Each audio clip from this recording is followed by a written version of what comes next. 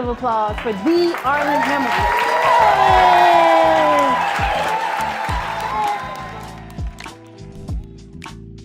I've seen certain people get $1 million because of a back of napkin idea. And I've seen other people like break their backs and they can't even get in the room to have a conversation. I just know the potential in this room. I just know it. And I need you to know that about yourself. You're not out. It's not over. What happened to you, what you've been through, maybe even what you did, does not define you. I know this sounds so hokey, but it's just like from the bottom of my heart. I hope you understand that. That's how I feel.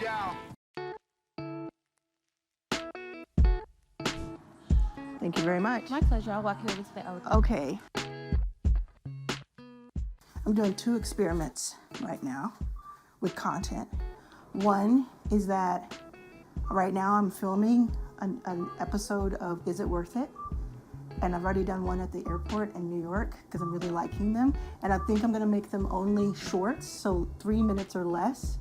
And they're gonna be bite-sized, so I can do them on the fly. And then the second thing is I just met a woman who drove me, she's an Uber driver who drove me from the airport in Atlanta. And I just hired her to drive us the rest of the day. And honestly, it's, just a quick drive to the gathering spot where we're gonna be speaking tonight, but I wanted to see what would happen. So what I offered her was I would pay her rate for the full 5 or so hours. She would go into the gathering spot and watch the event, like be at the event as an entrepreneur, and then give us content to tell us how she liked it. And she was all for it. She said I was gonna be going back and forth to the airport anyway. This is great, it's kind of guaranteed, and it sounds interesting. So we're gonna see what happens with her, and I'll make that a short too, but you're getting kind of behind the scenes. Do you have something where you're doing a running list? Yeah. So you can add Rhonda. She's actually my Uber driver from the airport. And I actually just hired her to be here all night, and then I'm gonna make content out of it. So here for you. Yes. So that we'll do the same thing we did last time where the door person lets them in, but when they come in, if you can't, do you want to do it like that, or do you want them to give them the wristband? I think okay, just explain it. Just explain it to them then. Okay, great. Okay. Cheers, guys. Hi. Good, Can we have a little bit more festive music, like a little bit more like 90s R&B? See the big room over there? Yeah, thank you. A little demanding. I'm a little just slightly demanding because I know what I want and I know what I envision. And if you don't ask, you don't get. You have to ask for it, and the worst that could happen is, no, we can't provide that for you. It might be a little negotiation back and forth, but in some cases, I have Angel doing my work for me.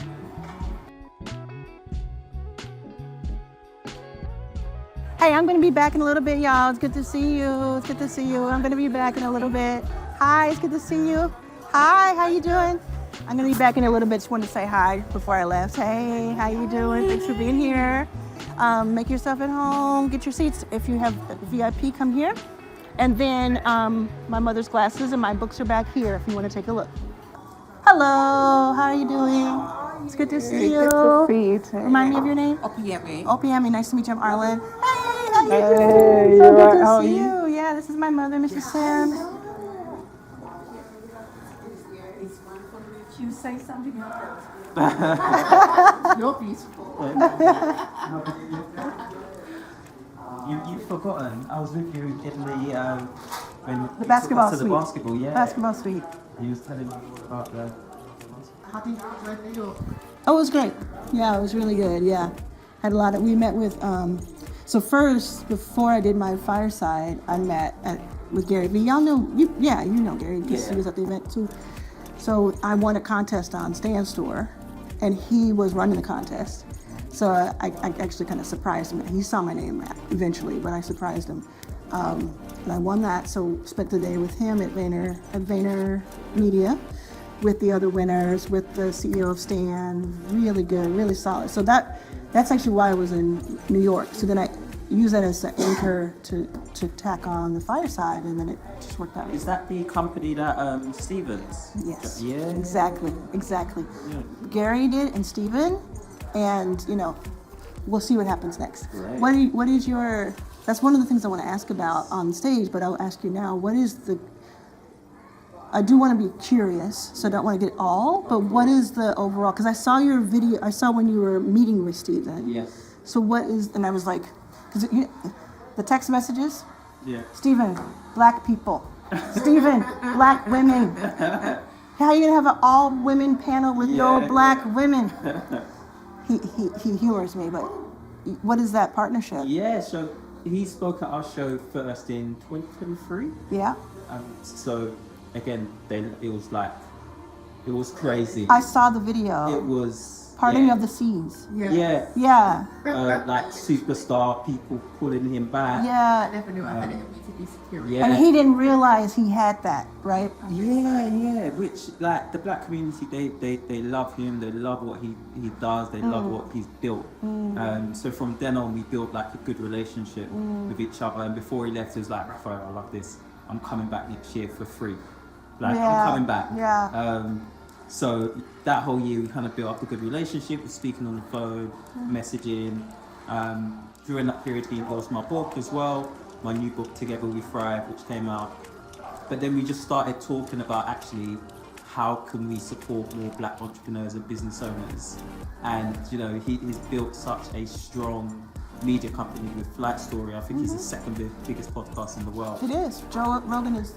Right, with the UK Black Business Show, UK Black Business Week. We've also got Black Tech Achievement Awards, which the US version you spoke at, but the one in the UK is like, this year is going to be like 1,000 people. Yeah, and what month is that? That's in March. March. Okay. March what date? March 27th? Oh, Yeah. interesting. Okay. And so, we've built up like a huge platform of in-person people coming to our events, a great community offline. He's built a great community online and he knows how to scale that. So we just thought, actually, why don't we put our skills together and create something for the black community in terms of that digital format, where it will be content, story, documentary, everything we don't cover with our in-person events. Yeah, the media side. The media side, yeah. The ability to cover that through media with some of his networks, some of his connections. So what will you be? Will you be one of like signing to him, or is he? What is he? So it's a joint venture. Okay. So Legacy Black. So it's a 50% UK Black Business Show, 50% Flight Story. Yeah. So right now, we're building the company to be a global media company for Black. Hey, I hope you're enjoying this episode. I'll let you get right back to it. But first, I wanted to tell you about something that I'm doing that I've never done before. It's very exciting. If you are someone who's always wanted to be on this channel, have me interview you, and maybe even help you through something on camera so you can promote your offer, promote your business, and get people to your own social media or YouTube, this is for you. Right now, for a limited number of people, I am having you buy time with me, buy time and exposure on my channel. It is very reasonably priced, and you can look at the description below to get the link to buy some time. We will have a 30-minute or so interview. I'll have my team of professional editors put together something amazing for you. You get that file, so you can download that file and use it however you'd like. And then I will put it on my YouTube channel, 200,000 subscribers just for you. And you'll get that full day. Now, make sure you look at all the instructions inside of that link that is below. I can't wait to interview you. And will I see you here next?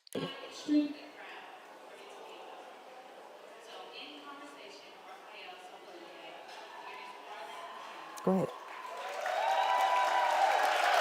Hey!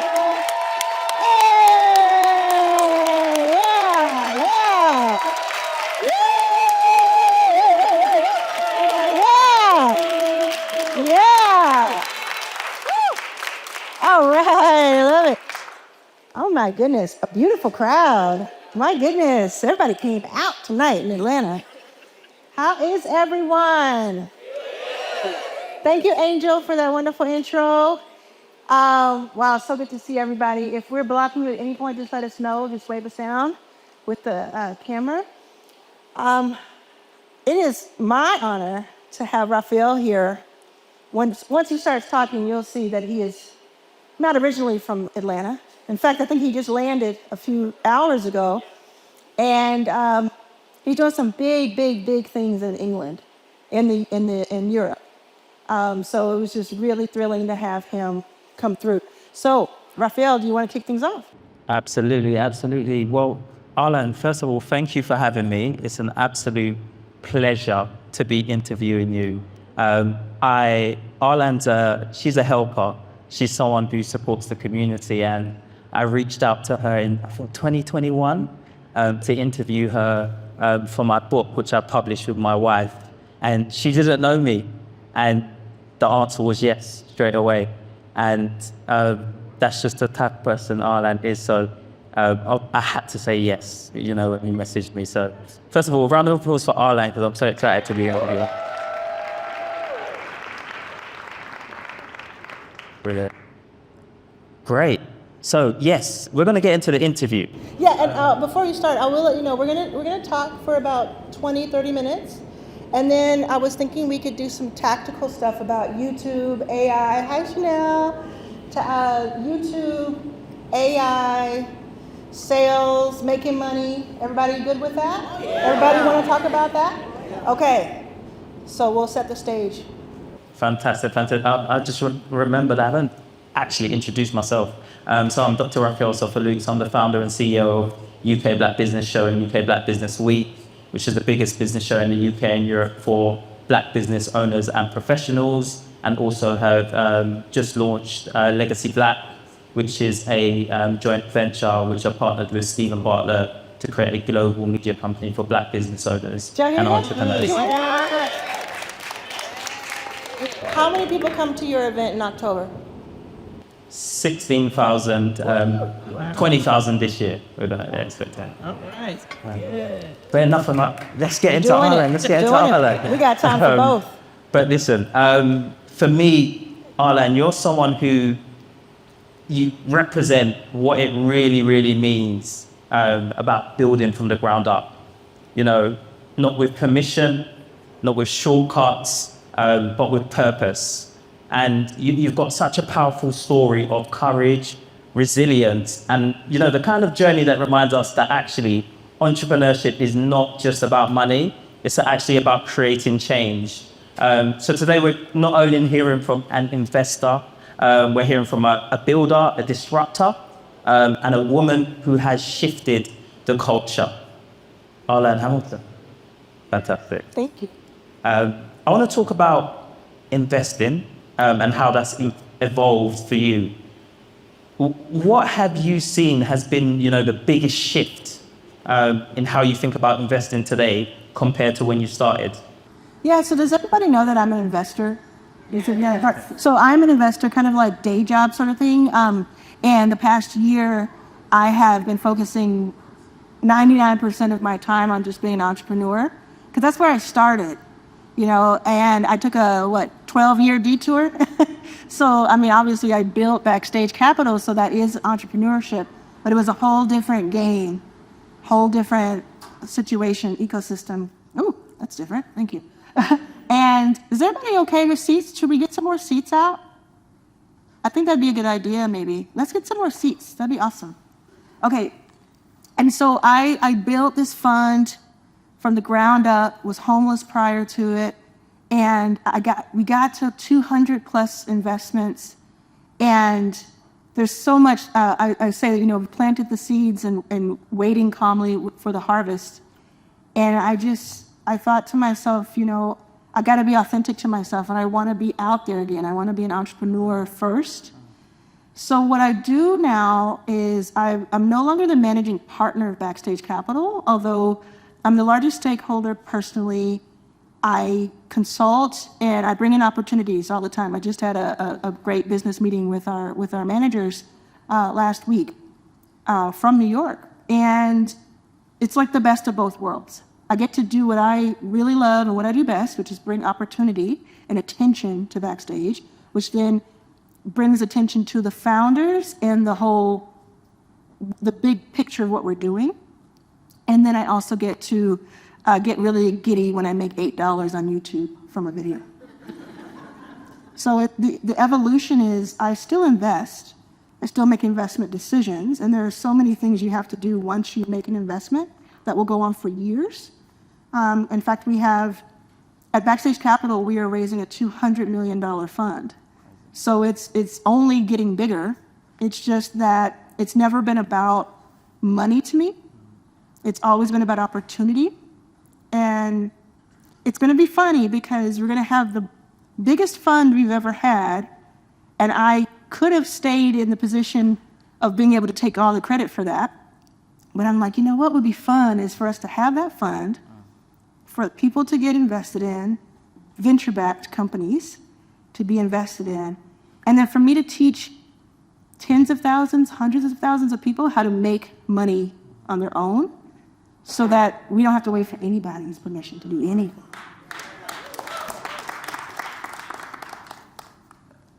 I want to touch on something you mentioned, and we spoke about it backstage as well, about that, investor mindset versus the entrepreneur mindset. And for me, you've lived on, both sides of the table. What do most founders, in your opinion, misunderstand about, what investors are actually looking for? Yeah, that's a lot. So it's a lot only because I'm just such in a different headspace. But I think when people come in asking for money for investment, they usually think they need more than they do. Like that's a big one. That's like a major one. So people will come in and say, I'm raising $1 million. And I'll say, why? And they'll say, well, when it comes down to it, it's like the other person did, or I saw it on something that I'm supposed to. And we get into the numbers, and 45 minutes later, they're like, oh, I need 50,000. And I probably could make that if I put my mind to it. So I think like not really knowing the true numbers and it's not anything bad. It's like it's what most companies are doing. They're just guessing and making it up. Even the biggest companies, the ones that are the most successful early on, we're all kind of making up numbers in this ecosystem. That's part of why I'm a little jaded, because it's like. I've seen certain people get $1 million because of a back of napkin idea, and I've seen other people like break their backs, and they can't even get in the room to have a conversation, and it's all monopoly money. But if you are someone who has a venture backable company, meaning you do want to get on that hamster wheel, you do want to raise over and over again. You are okay not being in charge anymore, because that's what happens when you invest, when you get investment. If you're okay with that, then know your numbers, know your competition, know your why. Come correct. A lot of investors, research your investor, because every investor has a little bit something different that they're looking for. They have their own agenda. We're all human. So you're coming to the table, in any negotiation, you're coming to the table with 2 or more humans involved. So there's agenda, there's expectation, there's feelings, there's all of that. And if you haven't researched the why of your investor, then you've lost half the battle before you even started. Absolutely, and for me, that's all about traction, right? Everyone say traction. I want to talk about traction beyond revenue. Yeah. So when a founder doesn't have those perfect numbers, what signals make you lean in any way, and what do you count as real traction? So traction, for anybody who's not familiar, is just kind of what have you done? What are your numbers? What have you done? But even beyond numbers, I always think about it, no matter if it's an investment or if it's somebody that I want to invest my time in, if I want to give like free counseling, or just even if it's like a paid experience, like I want to give my time, is what have you done with what you have before you met me?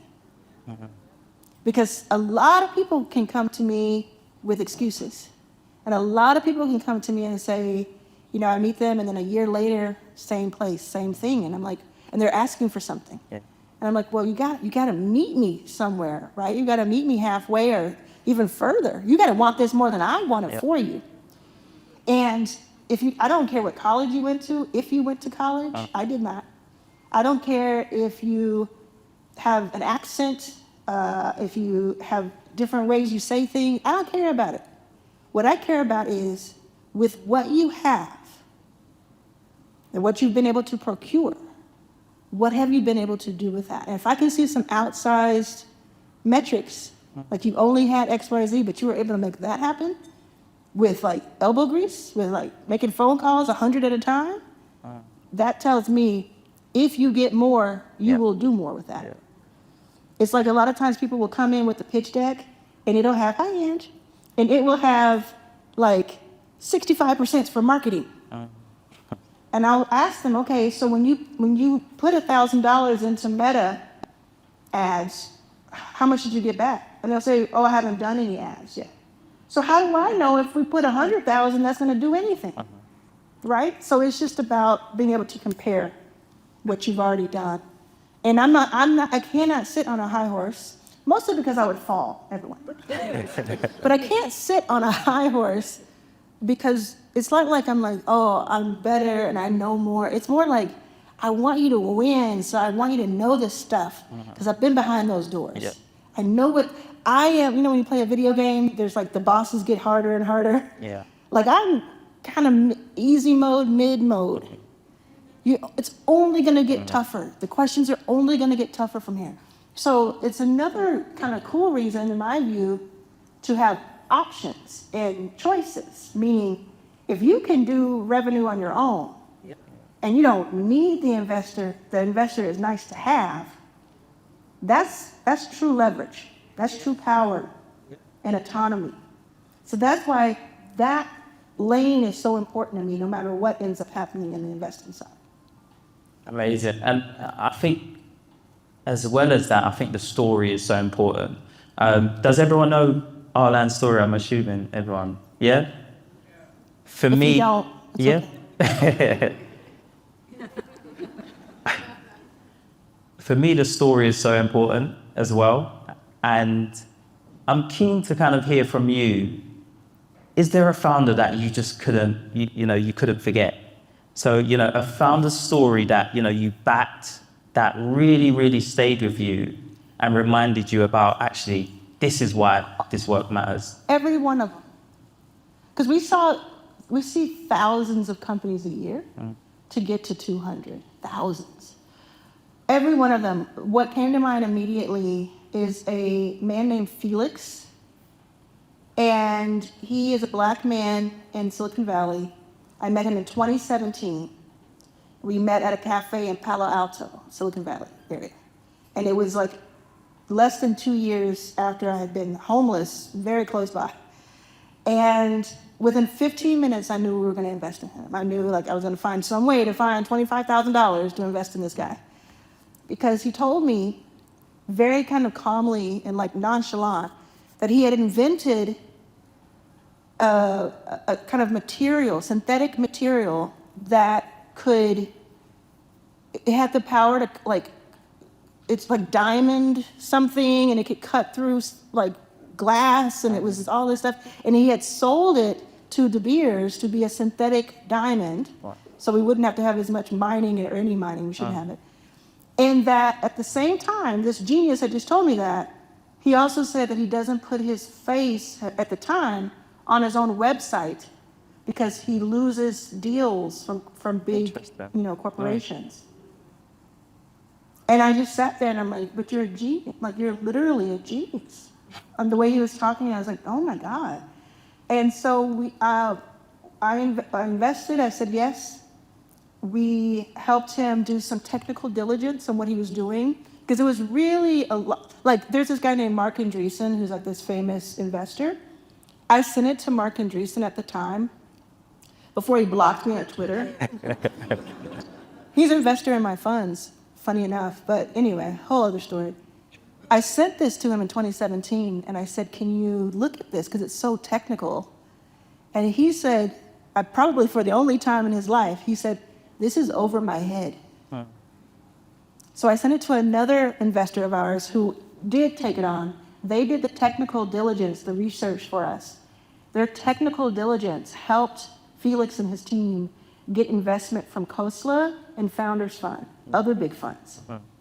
We've had years and years and years and years of ups and downs, ups and downs. Last year, they won, I forgot how much it was, but it was like 8 figures, like $30 million or $50 million grant from the government. Also another story, because it was taken from them when Trump was elected. Okay, but because they got the grant, they got the attention of some investors, and they got the attention of some customers. And they do deals that are huge deals. So what they do today is they take that same technology that he now licenses from himself, essentially, because he sold it, right? He licenses it. They use that technology to keep chips cold so that they move faster and you can use them longer for AI. Yeah. And and it's the same. Now he shows his face, right? But I remember being at that little cafe in 2017 and just looking at him, and I was just like, this is why I had such, I went through what I went through and continue to, because people like him exist. Has anybody seen me? I'll do some name dropping. Has anybody seen me on the Tamron Hall show? Yeah. I had Jessica Matthews on that show, right? Sitting next to me, another woman who had invented a soccer ball that when you kick it, it creates energy. So she had some kids playing soccer who are also powering their school. Crazy. And she was having trouble raising, found her in 2016, 2017. So there are 200 plus companies and there are 200 plus stories that stay with me. That's incredible. Wow. Round of applause. Yeah, it's incredible.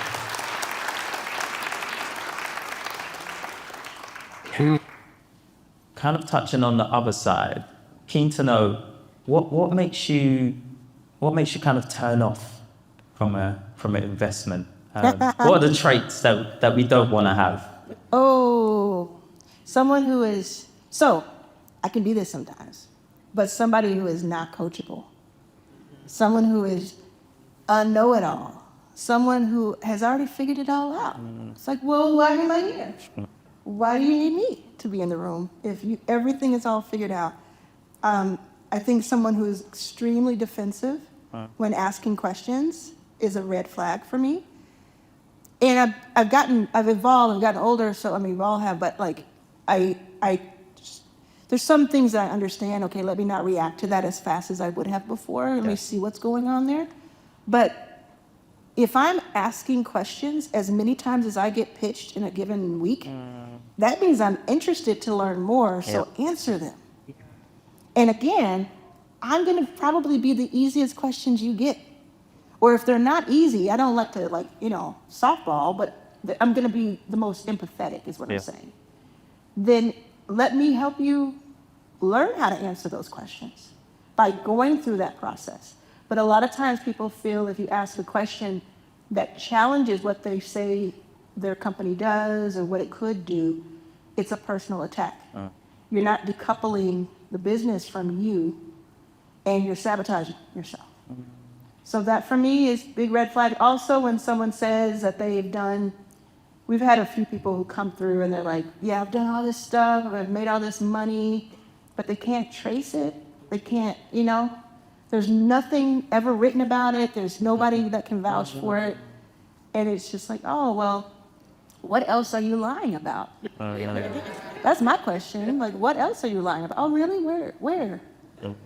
Again, it's not me being on a high horse of oh, I'm better than you. It's more like, they're gonna eat you alive, bro. If you come in and tell the truth. Tell the truth. That's old school, yo. Tell the truth. Either come in and tell the truth. Now you can put your best foot forward. You can articulate it in a way that gives it more, a little bit of a polish. But if you're gonna embellish to the point of lying, everybody talks. All investors talk to each other. Everybody, there's like a little line. They go, okay, I'm talking to this person. Anybody met them? It happens. There's all kinds of back channels, just like there are entrepreneurial back channels about investors. And I had to tell investors this all the time. You know they're watching you, right? You know when you treat somebody like that, they're telling people, right? So it's the same. Tell the truth. Tell the truth. Hey, I hope you are enjoying this episode. I'll let you get right back to it. But first, I wanted to tell you about something that I'm doing that I've never done before. It's very exciting. If you are someone who's always wanted to be on this channel, have me interview you, and maybe even help you through something on camera so you can promote your offer, promote your business, and get people to your own social media or YouTube, this is for you. Right now, for a limited number of people, I am having you buy time with me, buy time and exposure on my channel. It is very reasonably priced, and you can look at the description below to get the link to buy some time. We will have a 30-minute or so interview. I'll have my team of professional editors put together something amazing for you. You get that file, so you can download that file and use it however you'd like. And then I will put it on my YouTube channel, 200,000 subscribers just for you, and you'll get that full day. Now, make sure you look at all the instructions inside of that link that is below. I can't wait to interview you, and will I see you here next? I want to talk about just being in the room, and it's so great to have a fantastic room of entrepreneurs, business owners, and I want to talk about, building while being overlooked. I know a lot of entrepreneurs face that challenge, and in this room, we know there's a lot of incredible businesses here right now, without the usual, access to networks. So I want to know, what are the smartest ways to actually build credibility when no one is vouching for you yet, essentially? Yeah, the work. Honestly, and I'll keep coming back to this tonight, if you can get some points on board, you don't even have to worry about if somebody finds you credible. Like if you learn sales, I'm essentially saying, if you learn how to sell, if you learn certain skills, if you become irreplaceable, then you take away the need to impress anybody. But if you're trying to impress somebody for, to get a gig, to get a customer, to get investment, I would say being proactive is big. I'm gonna call somebody out right now. I'm gonna call out Rachel over here. I know she knew I was about to do it. Rachel. So everybody give applause to Rachel because she's the bomb. So Rachel's in my inner circle. Anybody in my inner circle here tonight? And yes, that's right. So Rachel's in my inner circle, which is like a small group of people who work with me all year. They have my number, that we collaborate. And I'm not gonna get too far into it, but I'll just say that Rachel is just extremely proactive. Like, she's always thinking ahead, and she volunteered, I don't know what's happening out here with Angel, okay. She volunteered to work with me in New York at the Fireside last week and just killed it. And then when it came time to think about like what to do here in Atlanta, of course, who's gonna be the first call I make? Rachel. So she's the first call I make. And every time I say, hey, can you check on this? It's already been checked on. And if it hasn't, yes, I can make that happen. And is in a position where she has her own business. So a lot of times, like if certain people, I have to think about who it would be, but there are certain people that I would be their assistant today. I would be their chief of staff. I would, certain, because you want to, first of all, be around people who can get you into spaces. But second of all, it's about like seizing on opportunity. So that's what I would do, is like be proactive. Don't wait for somebody to tell you what they need to see.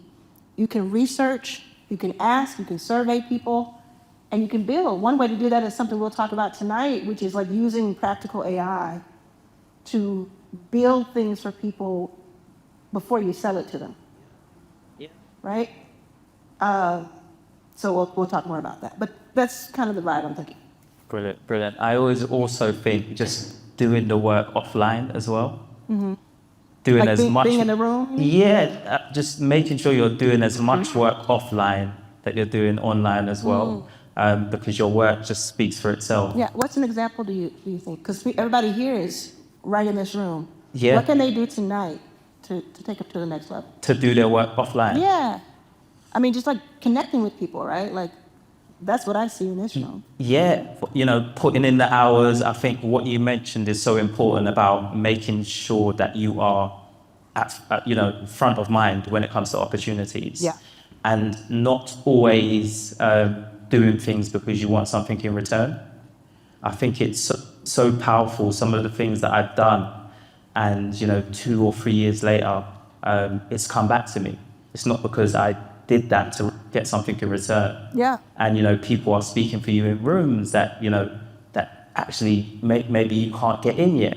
So I think being a founder, opportunities come when you create opportunities for other people as well. So I think it's exactly what you're saying. Where can you help someone? Where can you support someone?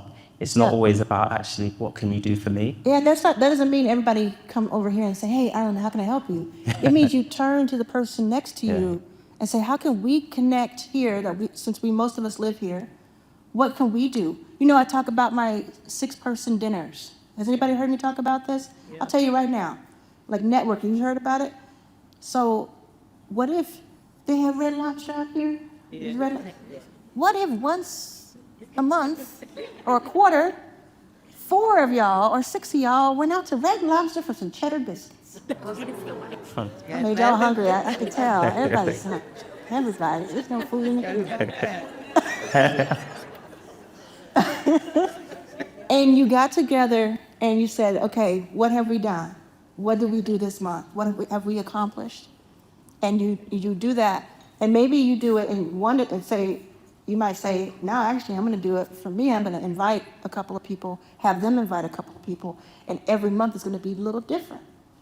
But either way, you're the plug because you're making that happen. When that happens 2, 3, 4 times, let me tell you what happens to you.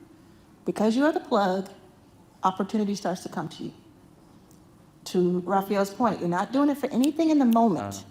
You're doing it for 6 months later, 2 years later, and not even doing it for that purpose, but that's what's going to happen. Somebody is going to say, you know what, I know this person who's a paralegal, and they travel, and I know they can do what you need them to do. I know someone who puts on events. I know someone who is a fashion designer who is perfect for your event. Every single person in here right now, if it were me, like the first thing I'd be thinking is, well, as soon as Arlan stops talking, who can I go over and meet? And if you go meet somebody and they're, just keep it moving. You say, what? Oh, yeah, girl. And then you just walk away from them. They don't know. They won't know if you did that. Okay. Leave nobody behind, though, okay? Brilliant. I think I've got maybe 10 minutes. Yeah, Great. you got it. I want to talk about, actually the moment where it almost didn't happen and how you came back from that. We talk about resilience a lot as an entrepreneur, but I think you really, really embody resilience. So yeah, what was the hardest season for you? And where hardest season where you genuinely thought, actually this is not going to work. But how did you get through it? You mean, yeah, so, oh my God. I mean, there's just so many. So many seasons that were difficult. Oh my goodness. So it was like, what was it, would that have been 2016, 18, 2018, 17, something like that. When the first election was happening of Trump. Beetlejuice. And there's this guy named Peter Thiel who is like a big investor. They called him the Antichrist on South Park. Finally. And he did some things, he was early on letting us know who he was, and he did some things I didn't agree with when it came to Trump. And behind the scenes, what nobody knew was that a group associated with him had just committed $250,000 to Backstage Capital. It wasn't him because he's a racist, but it was someone associated with him. And this was when 250,000 was, like, I've gone on to raise 30 million, but this was when that was like make or break for us. That was everything. That was founders we could invest in. That was money that we could use for operations. It was everything. And I just could not take that money. Like, I was like, nobody will know. It was an anonymous thing in the background. Nobody will know that this happened. But I couldn't do it, so I turned it down. And I don't, you could tell me if that's the right or wrong thing to do, but to me it was the right thing to do. And I remember being at a WeWork, and it must have been 2017, and I was with my team, and everybody had flown in from different places because we were like a virtual group. And I was telling them we're probably going to have to shut down. This was 27, like maybe 30 investments in. And I just remember it being so difficult. And I did some interview, I think for Forbes or something like that. And I was being very outspoken about it at a time where people were not when it came to Trump in the VC world. In the VC world, everybody else was, we were, but VC world was not. And an article came out where I was just cussing out and saying, this isn't good. I turned down the money, da-da-da-da. This Silicon Valley venture capitalist turned down $250,000. That's kind of the angle. And I got a call from an LP, which is an investor in funds. And they're like, you need 500? What 500 do? Love it. Because you find your people when you do what you think is right. Hey, JB, how you doing? You were at this Atlanta, I did a long time ago too. I know you've been here too, but I was thinking about that. So that was one. Another time we were at the finish line. Oh, let me tell you one real quick one that's in this book. This one is like ready for Hulu. For a scene in Hulu, I'll tell you real quick. I'm leaning back so I'm comfortable now, so it's gonna be a long. Okay, it's in this book, it's the details. Okay. Again, we are up and coming, struggling, making it 25,000 at a time in a world where people are doing 25 million at a time, okay? Black, gay, woman, broke, all the things. But pushing through and looking good on Fast Company cover. So it was, you give a little, you take a little. And all of a sudden I had this panel, and on the panel was somebody from a major company, like a major auto company. And this guy is a white man, and he was just looking at me the whole time, and I was like, what is he looking at? And afterward, he said, I am so impressed with you. I want to talk to you. And this is right when Fast Company came out, or right after it came out. And so I was like, cool. So we met up in New York, and then we met up in San Francisco, and I brought anybody who was on my team, I brought them in, so we would look like Aaron Brockovich. We would look like we were, bigger than we were, because we were meeting across the table for some big players, auto, everybody knows the name of this. So what they basically agreed to in that room, and there were tears of joy, there were hugs, whatever, they agreed to $5 million to fund our operations as the beginning of what would become a relationship. And we would help, in turn, innovate what they were doing on the sort of internal, entrepreneur side of what they were doing, because they were so corporate. Happens all the time, but we were the ones there. And this was early on. Tears cried. People were talking about their families, and it was a whole beautiful thing. The only thing that was left to sign for the deal was in 2 weeks, I was supposed to meet with the president, CEO, big guy. He was so popular, famous, and so much of a big deal that I would literally have a second to sign, take a picture signing, and then he would be whisked away like a politician. Wow. I was told this, it was choreographed. Everybody on the same page with me so far. About a week later, I'm in New York again. I remember what hotel I was in. I remember what every piece of this story. I wake up, and it was back when I was on Twitter, and when you would look at the trending topics to see the news, basically. So I woke up, and number 3 trending was this guy's name. I'm like, why is he trending? He must have done something fantastic. Or maybe they found out about us. He was arrested for fraud, embezzlement. Carlos Ghosn, the guy who shipped himself in a UPS package to escape going to prison, and he is still in Lebanon on the run. Wow. So what I did, let me tell you what I did next. I got on my phone and I called the guy who was on the panel with me. And I said, hey, let's call him Chuck. I said, hey, Chuck, we're still good? And I can remember how he sounded. He sounded like he had seen a ghost. Like he sounded like his whole soul had left his body. And he's like, I could just see him, like, I could imagine him staring off at his face. He's like, we have a few things we have to figure out internally before we can have that conversation. I was like, oh, Chuck, you play too much. I'll be there soon. I'm getting this $5 million. Never heard from Chuck since. I don't know where Chuck is. Chuck gone. That was before he shipped himself, but that was Crazy. That was when he was arrested. So he was this big famous guy in France and Japan and South America and the United States, known for like turning around major auto companies. But he had been doing all kinds of stuff. I don't know what's true and what's not, but I know what he was arrested for. And I know that I have never once heard one peep from that group since. So that's just, a chapter. You ask about, the downtimes, they're plentiful.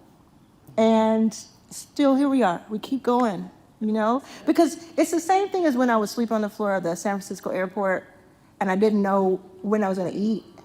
And I was a horrible drunk and everything was bad. Humor. Humor got me through.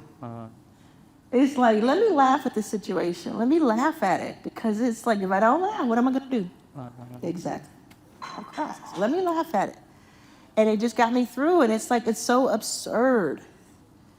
But hey, I was paid $300,000 to write this. So it's worth about, $30,000 story? Yeah, that deserves a round of applause. And ultimately, we dodged a bullet. Because what if we had gotten into that? I wouldn't be sitting here if we had. I would have been like, yes, boss, what am I supposed to do next? Yeah. It's so fun. I just thought of a story. We haven't got time for it, but my wife in the audience, she knows about that story. Very similar. But yeah, if I did do that deal, then my business wouldn't be here today. So sometimes, yeah. Oh, yeah, definitely. It's being replaced. Like, there's so many of those moments where I'm like, oh, I wish we could have gotten acquired. Or I wish we could have gotten saved. We want to be saved in that moment. And then I look back on it, and I'm like, oh, no, that's actually not a good idea, because it's going to go right back to what we talk about in a minute. It's about what can we do? Can we change our number? Can we change what is success so that we're closer to it than we think we are, basically. Brilliant. I've got 2 more questions. Okay, I'll be faster with my answer. I want to be quick. And this may be a bit not too controversial, but I want to talk about the cost of, you being the one who opens the doors. And I feel like, you've carried a lot of responsibility, as someone creating access for so many people. What has that required from you, personally, and how do you protect your peace now? Ooh. It's required a lot. I don't want to sit here and just be like, woe is me, because I chose it. I knew what I was getting myself into, for the most part. But every year from 2016 to 2022, I had ended up in the hospital for burnout or something, or I had to take a mental health break or something happened every single year. And so that's part of the toll. Also, I'm pretty jaded. I'm going to be really honest with you.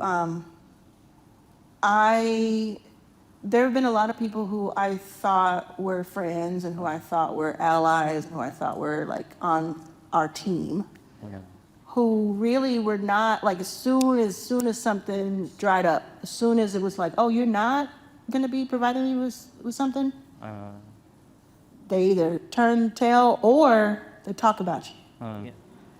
Like I've heard about it, but you remember those back channels I was telling you all about? I'm part of a lot of them. So I hear stuff. I hear people talk about me who are like smiling about me in public, and I can't. I have a hard time. Like Alfred knows, my brother knows this. I have a hard time faking that stuff. So there's this guy who came up to me. He's a VC, black VC, and he came up to me and he was like, "Hey, Arlan," and I knew something about him, what he had done, and I was just like in front of his friends. I was just like, because I can't fake that. So there's a lot of that. A lot of it's more than, I wouldn't put most of it in a book because it's like a lot of private stuff. Yeah. But at the same time, there's so much joy. There's so much fulfillment. So much impact made. I can't get on a plane without somebody stopping me. I can't, and I'm posting stuff and trying to capture it. So when you have that, it's like, okay, you're going to have both. I'll take both. Yeah. Amazing. Well, on behalf of everyone, we appreciate you. We appreciate you. Thank you. And then, my last question is, for the audience really, to help them. If someone in this room right now is, building quietly, feeling overlooked, and really trying to stay, confident, what do you want them to remember when they leave tonight? As corny as it may sound, there is only one of you. You are the only one of you. That is powerful. It's points on board to begin with. You know how when you take the SATs, you get a point for putting your name on it? Or you get a point. That's already just you being you. And I'm not trying to be like Pollyanna. It's true. Like, I'll give you an example real quick. There's this, we've all seen it probably, but there was this one particular person on YouTube, and she was homeless. She was sleeping out of her car, no job, sleeping out of her car, and she just decided to show herself, like talk about it. One video talking about being homeless got her out of being homeless because it made enough money for her to not be homeless anymore.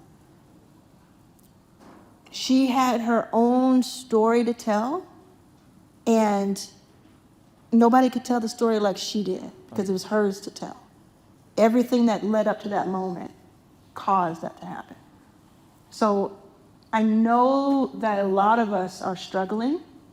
I talk to y'all every single day, in the thousands. So I know, and I hear from you, and I observe. So I know a lot of people are like really not feeling it. Some people are good. Some people are feeling really good. But I think we can all get the reminder. So there's only one of you. That's a big asset. And that I have been in the second thing is I have been in rooms with people who have made millions and billions of dollars. And not one of them is smarter than anybody here, is better than anybody here. In fact, y'all could run laps around most of them. And that's just the truth. And I think some of them would agree. Could run laps. Now, there used to be some millionaires here, and toast, right? But for the most part, like, please do not equate your worth to your bank account. Has nothing to do with it. Has zero to do with it. And on the upside too, if you got a lot of money, that what does that mean? What's internal? How do you treat people? Where are you going to go next? What are you going to do next? So there's a lot there, and I believe in every single person here. Like, if I could talk to everybody by themselves, one-on-one, and just look into your eyes and tell you something and say, I see you, and I would do it. Because I truly believe in everybody here, because I just know the potential in this room. I just know it. I feel it. It's like it radiates out of me. And I need you to know that about yourself. You're not out. It's not over. What happened to you, what you've been through, maybe even what you did, does not define you. I know this sounds so hokey, but it's just like from the bottom of my heart. I hope you understand that. That's how I feel.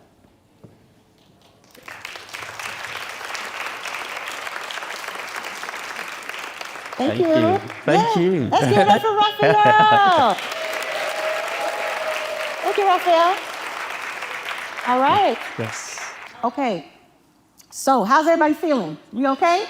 You feeling good? We happy over here? Was it a good decision to come here? I see a couple people like, nah, it's all right. Okay, it's okay. It's all right.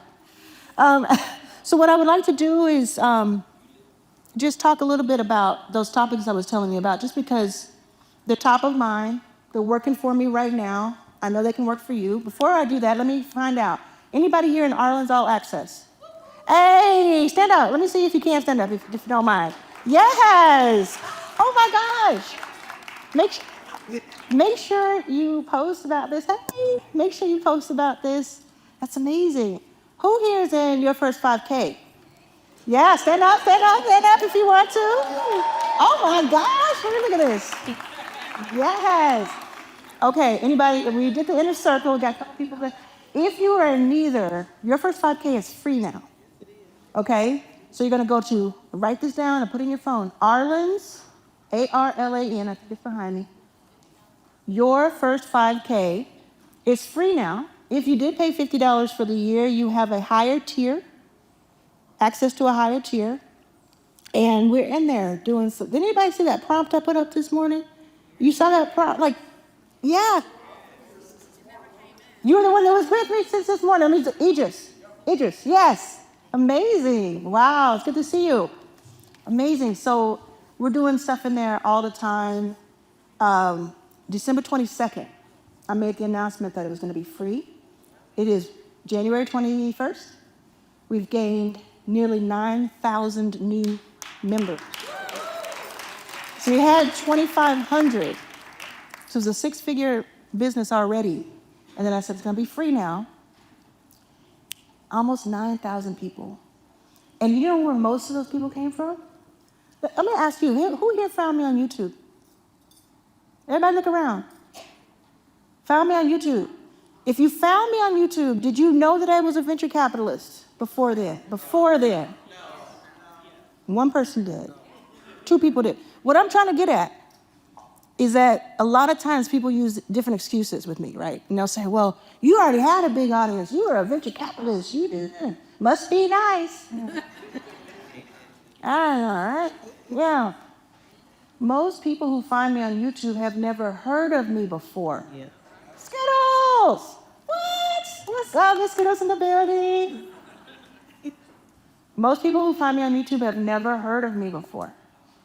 The woman that I talked about who was living in her car, they didn't know her before, but they paid her rent. Scoot over here, brother. Anybody know Real Life Street Stars? Anybody heard of Real Life Street Stars? Yes. That's my brother.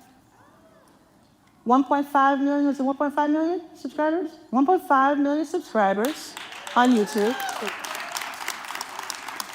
He built it up. He built it over time, 13, 14 years. But it's the lifeblood of a business for multiple people. Three co-founders, a partner, Dion, multiple people who work there, many of them your children. You know, I get you every time, right? But it's when he got his $1 million plaque, he reenacted the Michael Jordan picture holding the championship, and the caption said, I didn't graduate high school, but I just got 1 million subscribers. You see what I'm saying?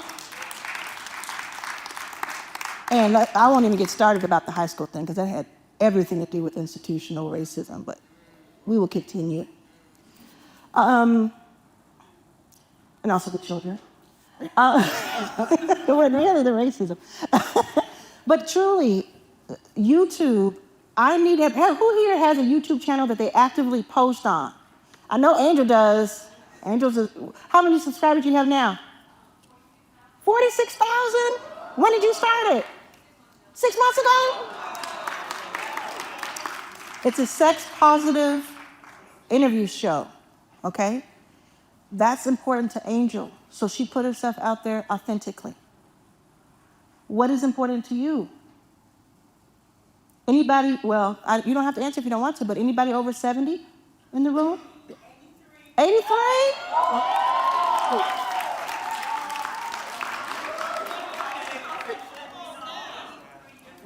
83? I'm cancer survivor, and I have over 2,000 videos. Well, there you go.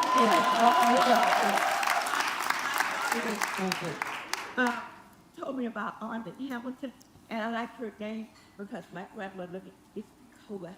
Oh, okay. Coxdale, Mississippi. Oh, gotcha. You might be related. I'm from Mississippi, and my father's from Hamilton. Oh, they're hugging now. It's a reunion.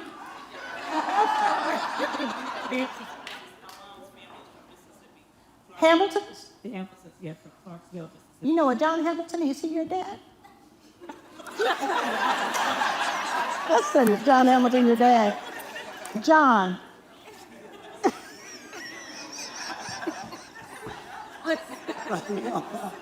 Oh, we're never surprised. Oh, let me get on track. Hamilton, we got to talk after, okay? We may be related. Let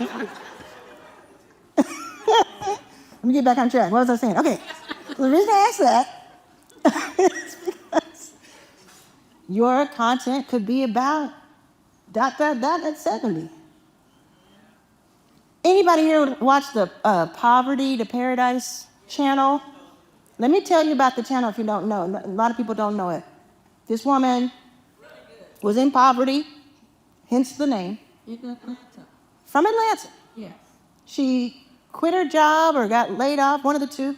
She now lives on cruise ships full time. Her videos pay for her to live on cruise ships because she films from the cruise ships and talks about cruise life. Come. Everybody in this room has a topic. Now, YouTube isn't paying me. I know it sounds like they are, but everybody in here has a topic that they could talk about and make something happen. Not every single person is going to blow up on YouTube, but you don't have to blow up on YouTube for it to make you money. You have a mixture of opportunities on YouTube. You can get paid directly from YouTube because they pay you per view after you hit a certain threshold. You could get money from sponsorships. Not my favorite, but it's possible, especially if you niche down. You can get money from partnerships, from affiliates. Like the Poverty to Paradise woman, she doesn't have her own course, so she sells her friend's course and gets 50% or whatever percentage. And it's about cruising or having a cruising career. I always say cruising, and then there's somebody in the audience that's like, what do you mean cruising? I mean cruise on a cruise. Get your mind out the gutter, there's children in here.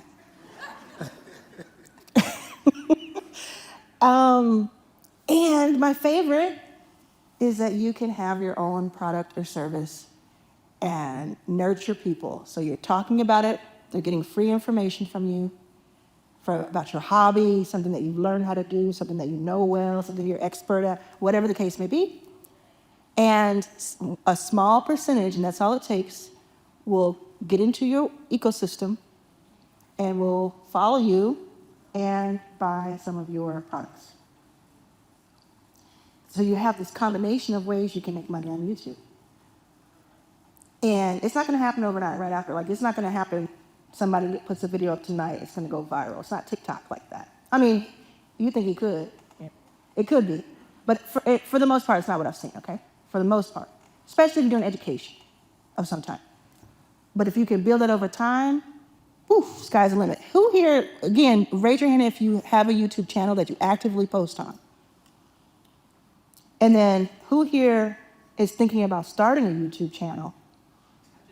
You just started one?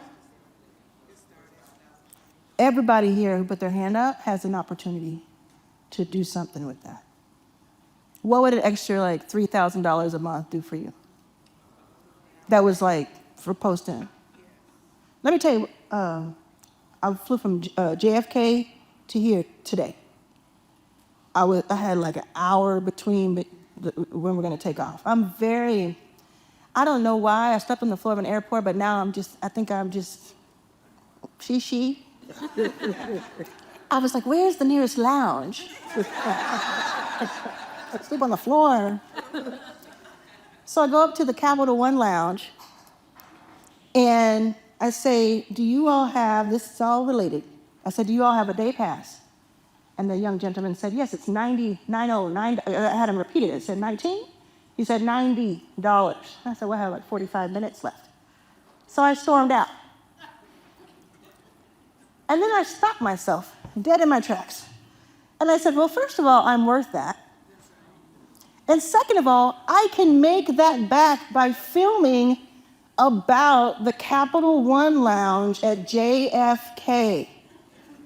So I, turned on my heel, went back, put the $90 down, signed me up, Jeeves. I said, what is your photo policy? There is none.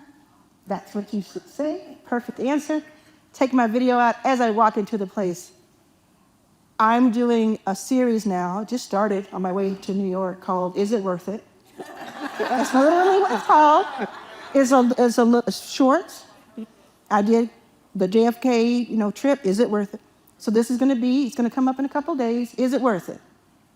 Is the Capital One lounge at JFK worth it? I filmed a little accoutrement, right?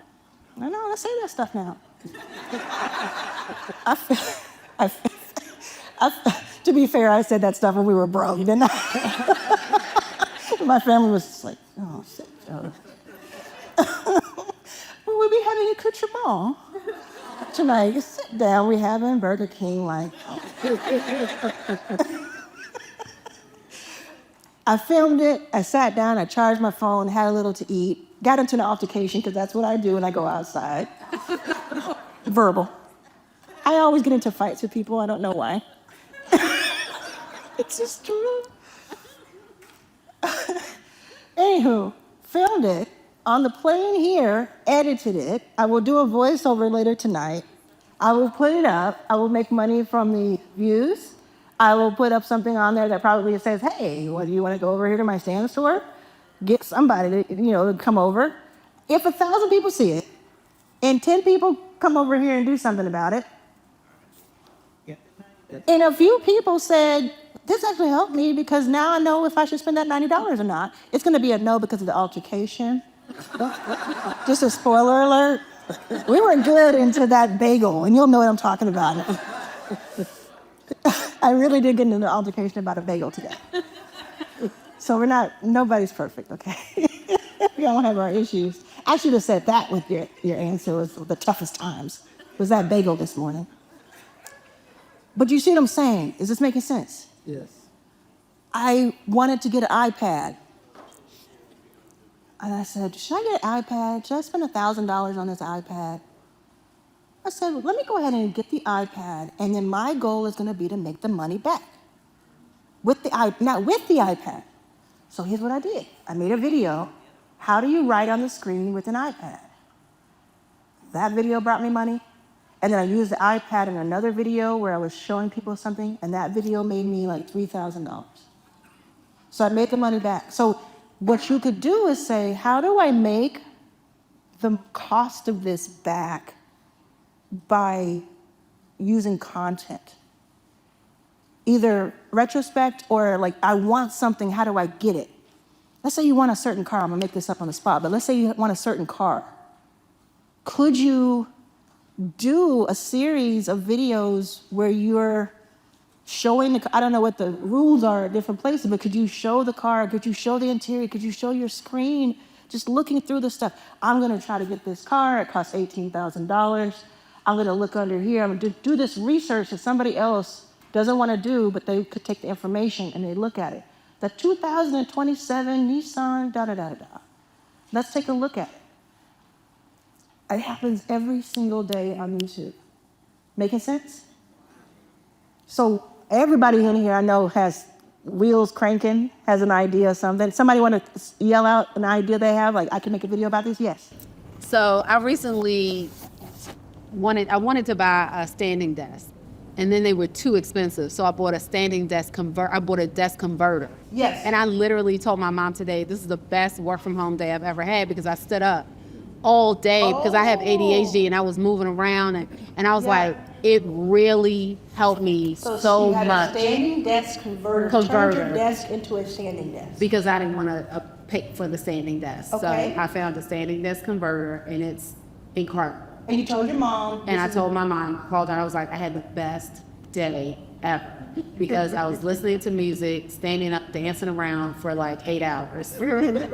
Listen, make an 8-minute video about that.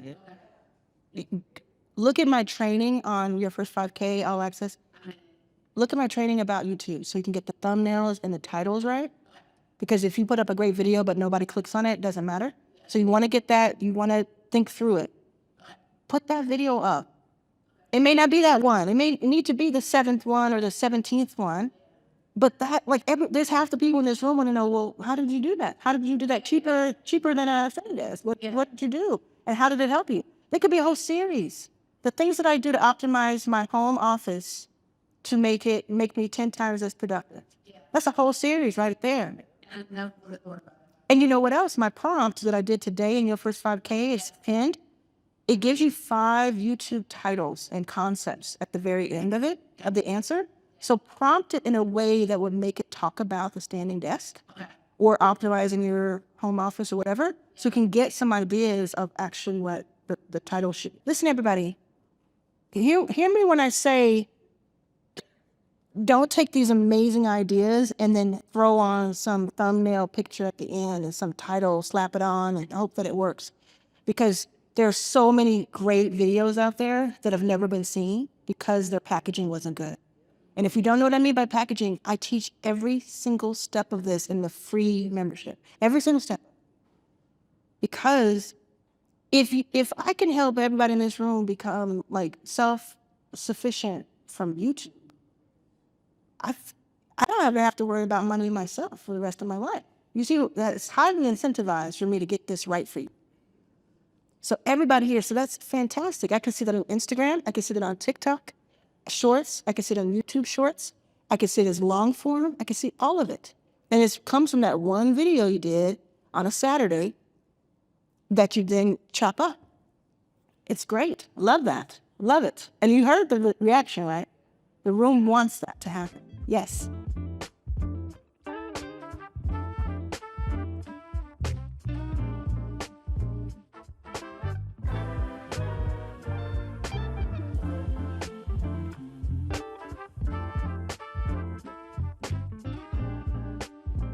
Do it you. Do what you know. Pivot with you at the center. But maybe like every 10th video or every 20th video, I have a little animation to mix things up to show you I can do that. And then that might catch somebody on the right day. That's what I would do. I wouldn't completely pivot over. And I saw my brother shaking his head, no, don't do that. I'm saying that before when she was talking about doing animation, it seemed like you were like, I don't know if you should do that. But I just think that, and you have to be intentional. There's a Black woman that I'm interviewing, or who I'm interviewing. She has like more than 1 million subscribers. Maybe somebody here knows who I'm talking about. She does like children's like storytelling. She has like animation behind her, and she's like whimsical, like Miss Rachel. But it's not Miss Rachel, it's a Black woman. And she has a very specific thing she's trying to do, right? So that makes sense for her.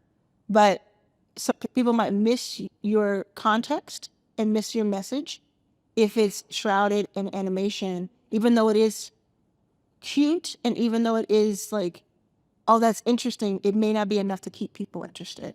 Hi, I'm Denise Rogers. I have a question about physical products. I have both. Well, I have one YouTube that I'm going to resurface, but I'm doing two products.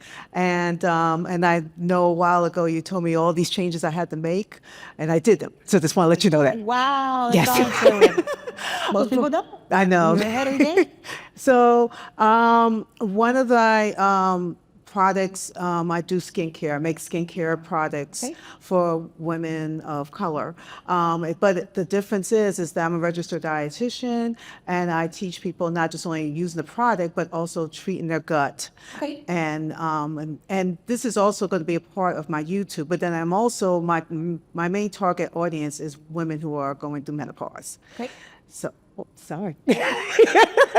Okay, it was a gasp. Gotta roll.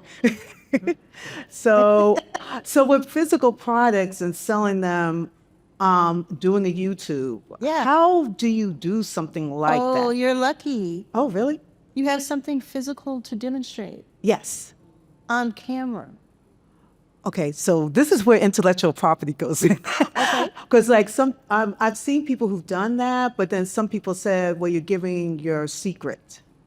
Who said you had to give any secrets out? You're Yeah. showing people you're rubbing cream on someone's hand. Oh, okay. Okay. I just mean you demonstrate. I don't mean you get into the scientific, formulation of it. Yeah. You're demonstrating it. You're having people use the product. There's a company I invested in a couple of years ago, and again last year, and it's a machine that prints your foundation perfectly matched to your skin tone at home. Oh, And wow. it was one of Oprah's faves, or on one of her lists, because I connected them with Oprah Daily. And it's just like, I can't tell you how many videos we have of different people just trying that machine out. Wow. I mean, over and over and over and over again. There'll never be a time where everybody knows. Nobody in this room, anybody in this room know about it? No. One person knew about it, right? Thank you. So that means that like we've put out so much content about it. So you'll never overdo it. Right. So I think I think you should combine the tube first of all. That's Right. just personal opinion based on what I know. Combine the two because you just have something there that can pull people in. It kind of separates the cream from the millions of other creams. And then I think that it should be something physical. There was a group that was doing jump rope, and all their videos were them talking and interviewing people. And I said, please go out to the park and jump rope, no matter what you're talking about. Right. Say it while jump rope. There's a woman who, she may be here actually, who does hula hoops. Hula hooping. And I said, please, by all means, every time you open your mouth on camera, be hula hooping. So I literally have a video like that we took that day. It became an ad for school, and they use it for school. Oh, Because it's something physical like that. If you're like doing travel or clothing or something, beauty, anything like that, you have even more of an advantage because you can demonstrate it. Other people using it, you showing it, turn yourself into QVC. oh yeah. Have somebody over and like, yes, you want to do this, and oh, this is fantastic. How does this work? That's what you want. Okay. That's what you want. You might even get somebody who's unexpected to use it and say, how does that work? You can have that conversation about menopause while you're doing it, but you're demonstrating it. It's right here, front and center. Yes. Yes. Thank Thank you you so for the much. question. Appreciate it. Okay, so do we have some people convinced about YouTube? Like we're going to at least give it a try. If you're going to get started and you need information, please go into that classroom to the YouTube Accelerator. I also have other products that help you with it. YouTube OS is a big one. Anybody 360? Anybody have my 360? Ooh, we're going to change that. Anybody know what I'm talking about when I say 360 pass? Listen. As soon as you can do that, I'm telling you, we just did. Yeah. So it's just something to take a look at it at the top of our page. So the other thing I want to talk about is Lovable. Who uses Lovable or something like it? Yeah.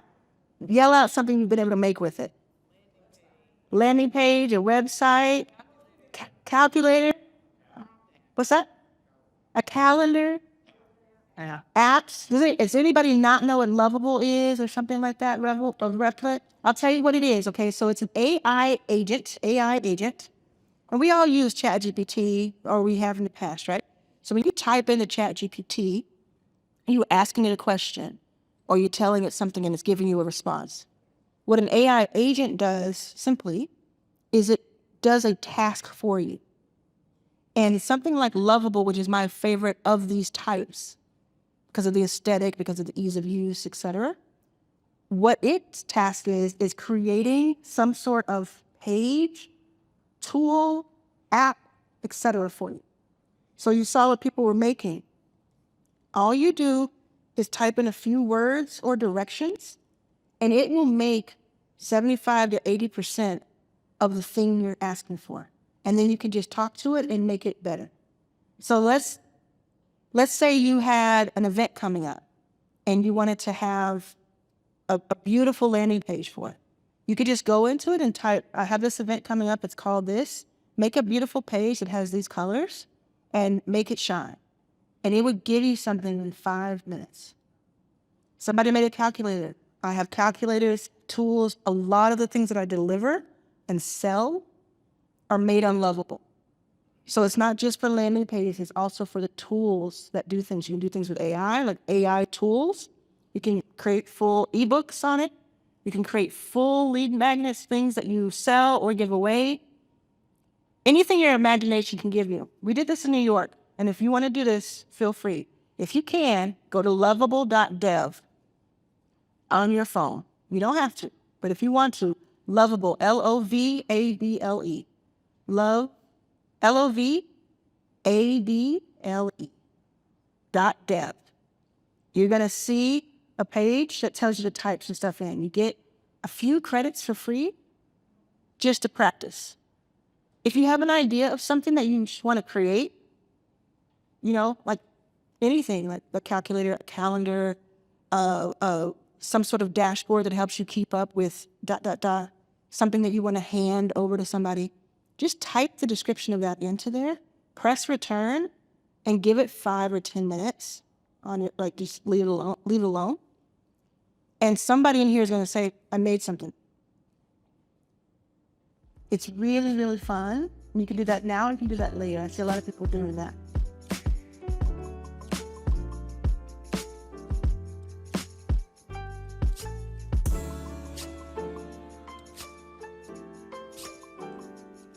Hi, Arlan. I'm Hey. Delmar. Nice to meet you What's in your person. Delmar. Yeah, I know you. Yeah. Okay, so good evening, everybody.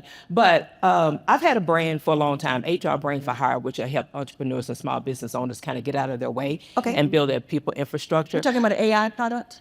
I want to turn it into AI. I am the HR Brand for Hire, but I'm pivoting. Okay. And I want to actually turn that into AI products where they just go to HR Brand for Hire AI, Yes. not me. Yes.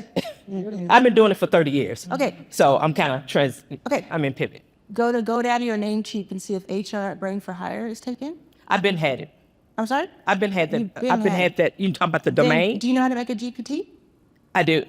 Create a custom GPT that is exquisitely trained on all the things you know. Yes. If you want to, that's Yeah. going to be your decision. Actually, I to do so. started messing around custom GPTs. Yeah. But I really want to use Lovable. Well, I'm going to tell you. Okay, So thank you. First, I would just make it a really great product, even if it's not on Lovable. Like make it Okay. really, really great on the GPT itself. Yes. Using the most recent, 5.2 or whatever it Yeah, is. I got it. And then you can actually embed it.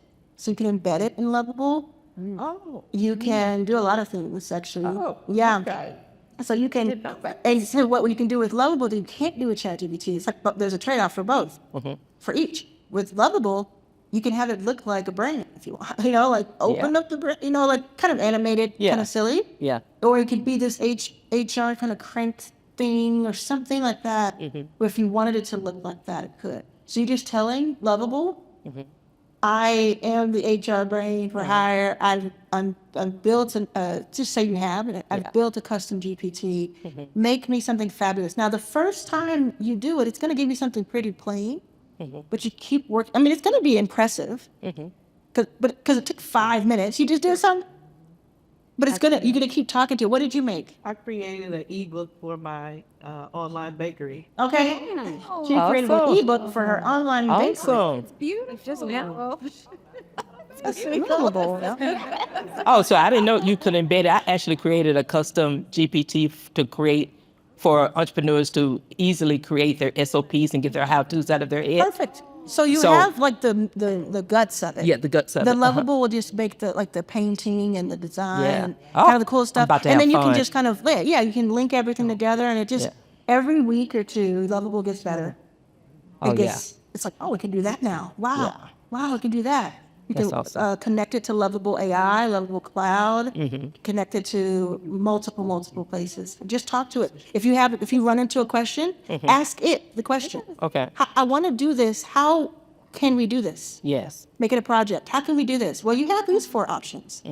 You know, it's like the Jetsons. Okay, thank you. Hello, Arlan. Good evening, everybody. Wonderful to see you in person. I'm Alvo and Sandra Swafford. I'm in your Arlan's All Access. This is my mother, Dr. Georgianne Thomas. Yes. And what happens is I get all the lessons and training from you that I tell her. Okay, I love And it. so that's how she has 1,000 videos on YouTube. My goodness. At 83. Our question is, my mom created her own custom chat GPT because I started raving about prompt shop in a box. Oh. And so she went and created her own custom GPT.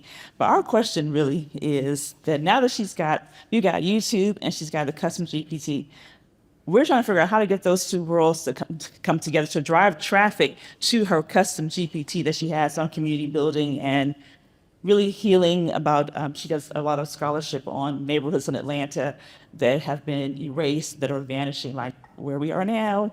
It's a totally different neighborhood, decades ago. And so that's the work that she does as a professor. She was teaching at Clarkland University. Okay, But let me ask you. how do those two worlds come together? What is the YouTube channel about, The briefly? YouTube channel is about, and Mom can stand, her YouTube channel is about really being a senior, and she calls it a slice of life, and how to share her wisdom and pearls of wisdom of being over 80 and just how to make it. She talks about don't bury yourself. You're still alive. Get some things done. Well, here's what I would do. I wouldn't necessarily call it a custom GPT because a lot of people may not know what that means. You're ahead of the game, right? I have. It's called Thomas Leadership Nexus, and it's you and this is my chat. But my show is called A Slice of Life. Yeah, and I'm a very different person on there. You've seen me with different glasses, and I look pretty good to be 83. and I lost my teeth in the last cancer, but people still come to my and listen and hear what I have to say. I'm trying to motivate people. Because we have so much brain power, and it was you who got me. It's so much brain power in the high rises. It's so much brain power in the senior citizens' homes, and I'm determined to let them know that you don't have to do that with the brain power. You can get out and share that information however. And so I need 4,000 watch hours, and I would like everyone in here to join me on A Slice of Life. Slice of life. And my daughter loves you, and you have taught me a lot based on what she has learned in her. I love It's that. been amazing, I just love the amount that. of information. But now that we're here with harnessing AI and doing YouTube, trying to drive using YouTube to drive traffic to our AI tools. Yeah, and it's what kind we're of the doing. same answer for almost anything that you're trying to drive traffic to. One of the things, again, everybody go back and just look at your titles and your thumbnails to see if they're clear. Go back and look at my training and see if everything is matching, because that could just be the difference between you getting views and not, right? Just having that better packaging. Let's say very quickly, if you're gonna propose to someone and you have a $10,000 ring and you put it in a brown paper bag. I didn't look this up, but you put it in a brown paper bag, it's gonna lose the value, right? So it's the packaging. It's the same thing a lot of people are doing with their excellent videos. They're putting it just kind of whatever goes up. And I did made the same mistake for a very long time. That's one thing. I would go back to just getting more views by getting better packaging. Okay. The second thing I would do is to make sure that your call to action, your CTA, happens in the first minute. We're going to test that out for 3 or 4 videos. A lot of times we'll bury the CTA, or we'll try to have it just in the description. And I'm not saying, like I've told in the past, like don't just start a video and say, buy from me. You know, that's not what I'm saying. But after you introduce yourself or after you have that hook of what is it about, get right to the point, what is it about? Right after that, 20 seconds, 30 seconds in, 60 seconds, depending on how long the hook is, say, I am an activist. I hope you know that by now, but I'm an activist, and there's some things that we can do right now. I have built this powerful tool to help you know exactly how you can help in the Atlanta area and neighborhoods near you. Go to the link in the description, and it'll take you right there. All you have to do is talk to it a little bit, and it'll tell you exactly what I'm telling you. You don't have to mention the words GPT, you don't have to do all of that. And you're doing that a few videos. And then you continue. And if you can make a few videos about the topic, very specifically about this topic, you're going to have a solution because you bring up the pain point and you have the immediate solution that's going to be in itself a call to action. So you want to make sure that you're not making any assumptions about what other people know about YouTube because you're ahead of the game, as I said. So you're going to want to say, like, you're going to want to look below this video. There's going to be a link down here. Go ahead and click that. Right? You're going to spell it out for people because they don't have 1,000 videos and they may not know. So that's how I would start, and then come back to the group and let us know how that's going, and go from there. That's perfect. Thank you. That helps a great deal. Thank you very much. Thank you both. Thank you. So thank you so much, Arlan, for being here. I'm Kadir Abdurrahim. I've gotten away from entrepreneurship, but AI is making it so efficient that I'm going to climb back into it. Keep pulling me back in. I know. Yeah. My question for you is, how do we protect our IP as we invent on AI? One of the things I'm just going to point out, and I don't have the answers for this, warning, but one of the things I'm going to point out is that it's already out there. Like everything about us is already out there. It's already done. For better, for worse, mostly worse, right? It's unfortunate, but it's true.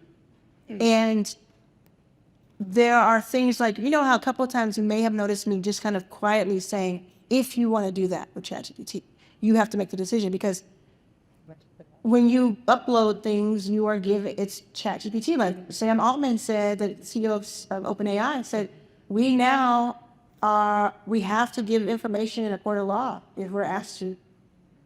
I mean, some people are like, oh, I don't know if I should have asked it about that. I don't know if I should have uploaded those emails. But it's just kind of what we know now. Now, I'll flip to what is in general something else say about IP.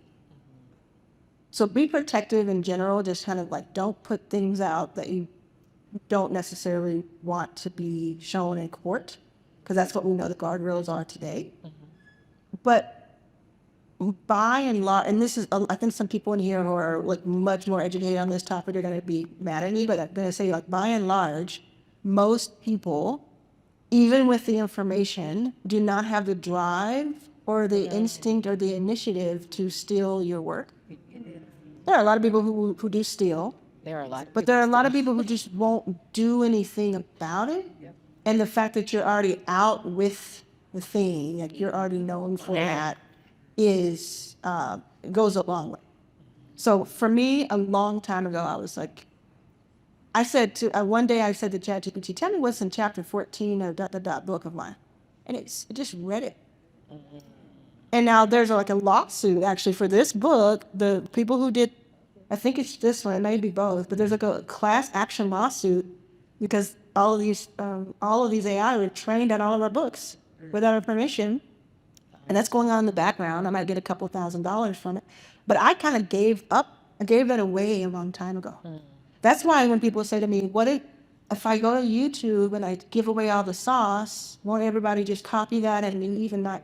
Most people just, as many times as you say it, they just won't do anything with it. So I don't know what your IP is about. Tell me what your IP is about.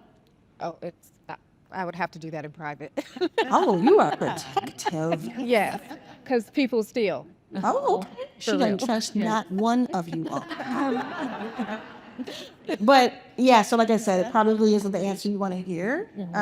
With that, and I would say if you're that protective and you won't say it in a room, you probably shouldn't be uploading it to major AI brains. Okay.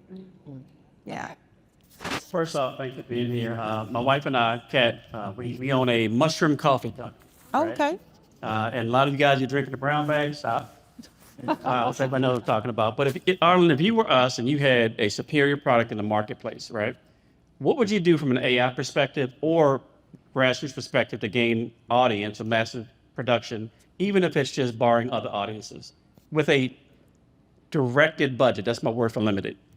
You're saying, what was the word you used for limited? Directed budget. Directed. You have to be making stuff up. Tell me about your content situation right now. What are you doing for content? So we did several things. We went out and paid tens of thousands of dollars for micro influencers, right? And got one sale over 6 months. We went out and my wife makes amazing content. So we do a lot of stuff on YouTube. We have Shopify stores. We're on Amazon.com. We're on Walmart.com. We have direct sales. Those are sales. Those are sales things. Content. What kind of content do you do? We do a ton of UGC, for example. But on what platforms? TikTok, Instagram, maybe. TikTok and Instagram, and those are great for physical things. And when you put things up, because if you spend the tens of thousands on the UGC, and I understand that, and you didn't do anything wrong, that's what it's kind of supposed to be. But what's really cool now, I'll kind of answer a couple of things. One is, with AI now, you can go on a Higgs field, you can go on a Sora, you can go on a Nano Banana, you can go on these different places, and you can make the ads now, so you don't need to hire. And I know this is going to make some people angry. I understand some influencers, I get you. But you don't have to hire people necessarily. You can actually just prompt it and tell it what you want it to be. So you can do a lot of experimentation without having to say, oh, we just spent $30,000. We can't really experiment. Right. So there's your directed budget. So I would do a bunch of that and test a bunch of things. And then anything that hits, any one thing that hits, I then would put ad dollars behind it. Then what I would say is, you've done Instagram, you've done TikTok. I need you to optimize because something is not clicking there. Right. Like, is there any type of content you do that does get views? More views come from our family interaction than it does from the product stuff. You're talking to each other about family. Then do that. Yeah. Do more of that. Family interaction with the coffee in front and center, and you're sipping coffee and you're talking about your family. And there's something across the thing that says how you can get the coffee. Fair enough. It doesn't have to be head on. Right. If it's working, if that's what you're seeing traction in, double, triple, quadruple down on that and see if something happens. It's like that other coffee store that does the commercial where they have like a soap opera going on, basically. Right. And they, I did this a while ago, but they come in and everybody's a new character and it's about like a Brooklyn coffee shop. Your thing could be about the family dynamic, but there's always this coffee, interesting name in the front. You're always sipping on it. Maybe you're wearing a shirt to show you're the owner. Like, you see what I'm saying? I would just lean in there. The other thing I'll say is, you're sitting in front of Miss Skittles. Right there. Raise your hand, Miss Skittles. Okay, so Miss Skittles is, I don't even know how to describe, like one of the most well-known content and brand managers in the country. Okay. Have a word with her. Fair enough. She could probably get you set straight pretty quickly. Thank you so much. But yeah, the good thing is, like, anything that happened when you spent that money, if you learned anything, if anything did work, even a little, take that and replant it. There's a little seed, and then replant it with more water and more food, and it's like it's in a better soil environment now. But I think you have something. I don't know. Open the shirt again. New Spira. It means new inspiration. I feel you. I feel like it might need a little different branding for me. Okay. I might need something a little bit more that feels maybe like like an energy drink or something to me. I don't know. It's something about it is not hitting. Okay. And I feel like there could be like this 4 or 5 letter word. I don't think you have to change the name of it, but it's something that you maybe make the branding known for. Okay. And that's something that is like, can be used again, but maybe not the most important thing, but there's something there that even if I'm seeing that on a, on a short, I don't know if it's drawing me in. Okay. But yeah, I would place something there with that family dynamic, whatever topics those are. Awesome. Could be really interesting. And do what I say and become your own sponsor of your brand. Hey everyone, thank you so much, Arlan, for this. This was amazing. Oh, thank you. As amazing as I am as a brand strategist and a marketer, I have not taken over YouTube, and that is something that I'm definitely inspired by. I literally just posted on YouTube sitting here because I'm so inspired. And action takers are money makers, by the way. Yeah. Really quickly, when I looked at your Instagram, I work with a lot of clients, and sorry, y'all, I'm just now getting my voice back, but I work with a lot of clients, and when we do influencer campaigns, a lot of people blame the influencers. And before I work with a client, I always tell them, you got to look at your brand. You got to look at your brand from the outside perspective. If your name was Mark and you were walking in a mall and you seen this logo and you seen this coffee and you ran into yourself and you were like, oh my God, I have this coffee company. And you went to the Instagram page. Is this a page that would attract you? Would you share this content? Would you like this content? Would you buy from your own website? Yep. When I had my own clothing brand, I bought from my boutique and I shipped it to myself. And I realized that once I got my package, my tissue paper was all crinkled up. The little sign that I put in the beginning was all folded up. The box was bent. No, that's not proper. I wouldn't want my customer to get that same experience. So much time we are so focused on just selling that we forget the experience that we want our end user to have. I was like, oh, I'm excited. My mom loves coffee. But when I go to your page, it is very busy. My mom, who already is loyal to a coffee brand, if I shared this with her, she would be like, what are you sharing this with me for? Like, I already love my brand. You guys need to take some time and do a rebrand where you are very clear on who you're selling to and the features that make your brand different. Because I guarantee you, even if Beyonce went and posted your coffee today, you would lose 90% of the audience because once they got to your page, they wouldn't take it serious. So sometimes it's not about the influencer. It's about us doing a self-evaluation on our brand and saying, if I didn't own this company, if I did not invest in this company, would I buy it? And everyone that's in this room, you should be doing a focus group. I own one of the largest female-focused co-working spaces. It's called The Bakery. It's 20,000 square feet up the street, 15 minutes away. And I would not have been able to put $500,000 of my own money into that building without doing focus groups with women in Atlanta that said, we tried WeWork. We tried these other co-working spaces. We do love the gathering spot. I love gathering spot. And Ryan is one of my advice, one of my mentors.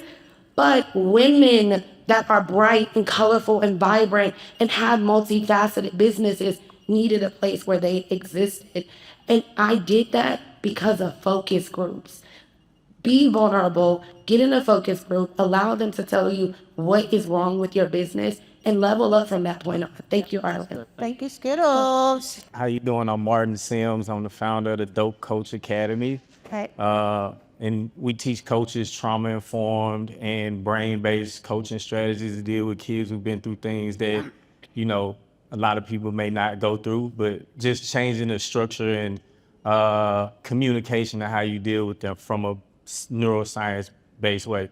I'm also the mayor of Atlanta for the school Atlanta, IRL. Oh, yeah. So if you great. guys want to meet monthly, we generally plan a monthly meetup for people that's trying to put school together. And we have people that won the school games come and give tips and tricks on how to get your school communities to be profitable. Okay. Like Arlen's first 5K. And this brother right here said he reached out to Arlan and asked for an interview in 2021, and she said yes. And he said that that's just the type of person she is. And I literally reached out to her like a week or two ago and asked, could I interview her for this thing? And she absolutely said yes. So I appreciate that. how would you, so I talk to coaches about athletes, but I also work with athletes about the things that coaches take too long to understand sometimes. Okay. So dealing with their emotional, whatever they might be going through while they're doing the athlete. So my constraint is my messaging to both. And that's what I feel like. Sometimes I get caught up in it because when we're dealing with athletes, oftentimes they're minors. We're talking about like high school athletes, sometimes middle school athletes. And then when we talk about their coaches, we're talking about adults. So when I try to put What's your question? I'm asking. Oh, okay. So when I'm putting the school communities together, how do I know if my messaging should be for the coaches or for the athletes? Because I feel like I'm helping them both. Who pays you more? Really, the parents. The parents of the athletes? The parents of the athletes. Focus on that. Focus on the athletes or the parents thereof. That's what I would see. A lot of times what people do is in a different kind of vibe. They want to help a lot of people, so they will like lower their prices and try to reach a bunch of people. And then nobody pays, or they don't get paid enough, so they have to shut down. They can't help anybody. So I'll tell them, go to where the money is, charge more, get the money there, and then you can do whatever you want with the other time. So you can do things for free, you can do things outside of your normal for the other people you're trying to serve, so that you have sustainability. So we can apply that to this and say, like, it sounds like you want to really impact a lot of people and different people. And if you impact the coaches, you impact the players. If you impact the players, you impact the coaches. So what if you chose one instead of trying to speak to both? What if you chose one to sell to and bring them in and make the solid, sustainable money from that? And then the other group is a group that you could just speak to freely. And it could just be, like you said, like maybe a free school, truly free school, or free content on YouTube, etc., that you do with a certain percentage at the time. I think, to me, that would be my fastest way to making something happen, so that I don't have to figure out how to juggle the two. Does that make sense? Makes sense. Yeah, so you could do that. If you really want to do both, then that's what's going to take time to kind of just like really bifurcate. So just focus on one and then let the profits from that allow me to help the rest. That's my suggestion. Gotcha. Yeah, if the parents are paying, I would say, do I speak to the parents or do I speak to the athletes and have the athletes speak to the parents? And then I would just focus on that. And then with the coaches, you could have like, we're going to do a Friday with the coaches. It's just us, closed door, and we're going to have an open space for you to talk. There's no selling. It's none of that. We're just going to have that space for you to talk so you can be a better coach to your students. Hello, Arlan, and thank you for everything you do. Thank you. This recently occurred to me. I am at this moment going through a workers' comp situation where I got injured. Got injured 9 years ago, and that whole process was very traumatic. This time when it happened, I said, let me educate myself before I go through this again. So in educating myself, I found out what all my rights were. And I found out all this basic stuff that they never tell you when you're going through it. So I'm sitting there on my bed and I'm like, I wonder if anybody else would need this information. So my question is, can I turn this into something, this information? Yes. So, and like what would be the medium, I guess, or? I mean, there's so many things that come to mind. I'm not trying to give any legal advice. I'm just educating on the rights. You could create a checklist and sell that on Stan. Yep. You could take that checklist, make something unlovable that's more interactive, and sell that on Stan, or make it a free lead magnet. You could sell one-on-one consulting that walks somebody through this painful experience from somebody who knows what it's like. And it has, first you talk once, and then we're going to talk in a couple of months to see how things panned out. And maybe at the end of the first call, you're going to send them something that's like a little document they can print out that's customized to them. You're going to have these different ways to reach people. You may even have like a 12-person CAP workshop that everybody can come to, because you're going to meet people in literal pain. Yeah. It's a pain point. So there's different ways to do it. You could have I say the teach, show, do. Everybody know the teach, show, do? Yeah. Teach. You could teach them something, so you can make a course about it. And you could say all kinds of stuff about this. This is not legal advice. This is not health advice. I'm just telling you what I know. It's a mini course on Stan or on school. Show. You could do a webinar. You could do some sort of presentation. You could walk somebody through one-on-one. And you could do something where you actually fill out the paperwork for them that they might need. I'm not saying you have to do all of these things. I'm saying there's multiple things you could do. Okay. And then I would look at where you already are. Are you already on Instagram? Are you already on LinkedIn? Be bold and go on LinkedIn with this. It'd be really interesting. Are you on YouTube? Are you on TikTok? TikTok is not going to convert as much, and it's a broad statement, so sometimes it does work. But some people do really well on Instagram with some sort of direct, comment this word to get this over here on Stan. Some people will take this to YouTube, and just, if you have that patience to build it up over 6 months and have that long form, that could really just make the money for you every month. There are multiple things you could do with it. Yeah. And I would say, if you go through my 5-day challenge, the $100 offer 5-day challenge, anybody take that yet? Yeah. Yeah. Starting if you go through it, but you already go through it, really solidify the offer in day 1. Then day 2 is how do I get that out to the people? Day 3 is how do I do that when I have no audience? Day 4 is how do I sell when somebody's interested? And day 5 is how do I put sales on automation, on autopilot? So if you just go back, it's free, your first 5K. Who's joining your first 5K who wasn't in your first 5K? All right, yes.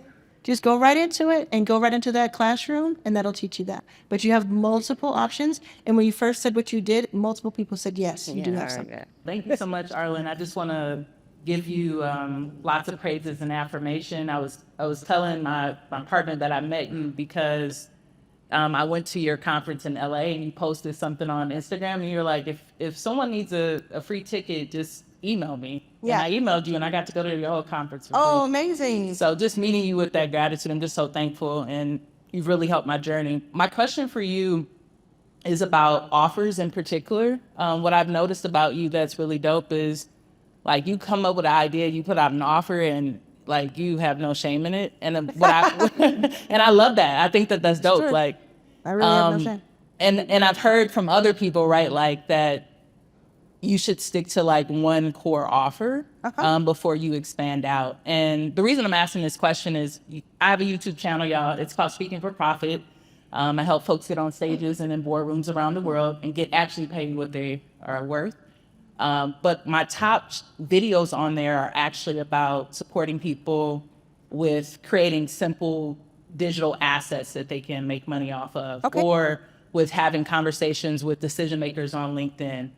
So my question for you, I've thought about creating offers about that, but then I think there's something inside that's stick to the core offer and not create a whole bunch of things. No, your audience is telling you, it's signaling to you what they want. Mm-hmm. There's no hall monitor that's going to say, hey, you got one too many offers over there, young lady. We're going to have to shut you down. No, you want to listen always. You want to take the data. You're putting content out in order to get data, information, and observation, signals.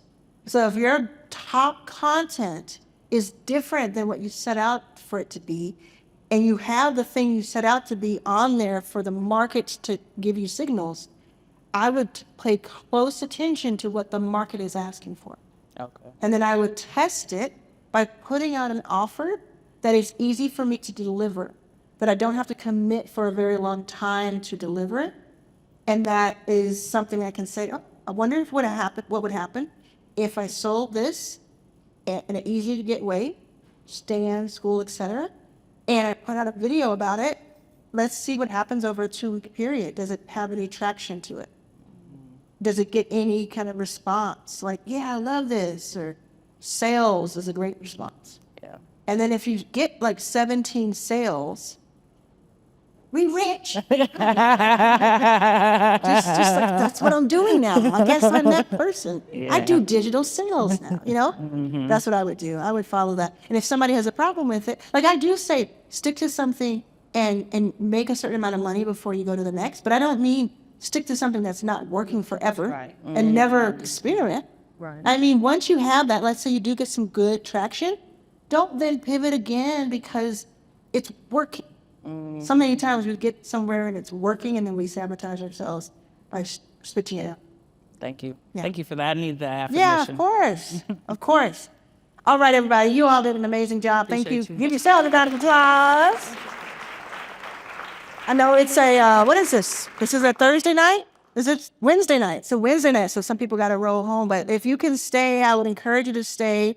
Colin has given me the sign. He's saying that I want everybody to know that my mother's eyewear is back there. Now, normally, if you go to her site, Arlan Sims Collection, at 73, she launched this. She's now 76. And if you go to her site, the glasses are between $149 and $249.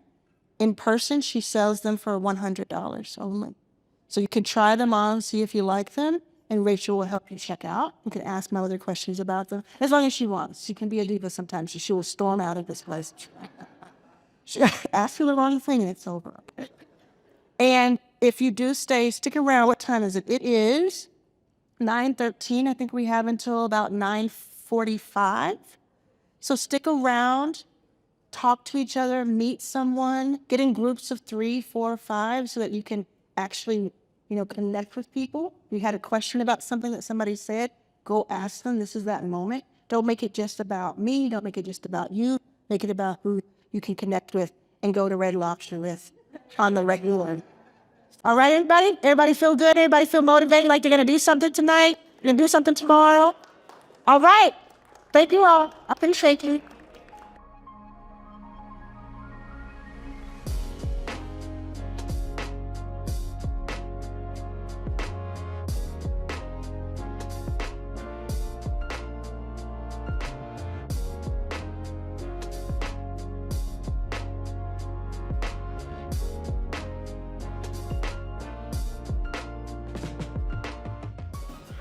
Wow! Look at this! Oh my goodness! Oh my gosh! Welcome to the bakery. This is amazing. Thank you. I don't even. It smells like a bakery in here. Okay, so welcome to the bakery. This is the place where women bake their dreams. Our motto is dreams are baked here. And my goal was, when I had built my first multi-million-dollar company, I felt like finding other women in community was very difficult. And so I signed up for a bunch of co-working spaces, like Industrious and WeWork, and I'm like, all of this fabulousness, it was always very awkward for me. They're like, why are you dressed up? I'm like, I'm not, I'm just going to work. And it was so awkward for me. And so I was like, how and where is there a place where real community is built? And I couldn't find it in Atlanta for women. So I built it. So this is our event space. Do it sweet. Yeah, so this is our event space. So this event, we have a really unique model where we can it's called Book, Bake, Build. So we can book, and you can book the space hourly, or we can bake and you can use our vetted vendors where we get a commission from those vendors, or we can build where we have our in-house team do the full event for you. So like every single weekend, all the way up until May, we're like booked out in this space. So where do people, they sit up there like on a stage? They sit everywhere. Like, so let me show you. Let me show you some of the events that have been held here. Oh. So you can do it like this. There's like one event there. Oh. So that's just like a classroom style seated event that we produced for one of our clients, Coach Stormy. Here's another beauty event where they did that like all happened in this room? All in this room.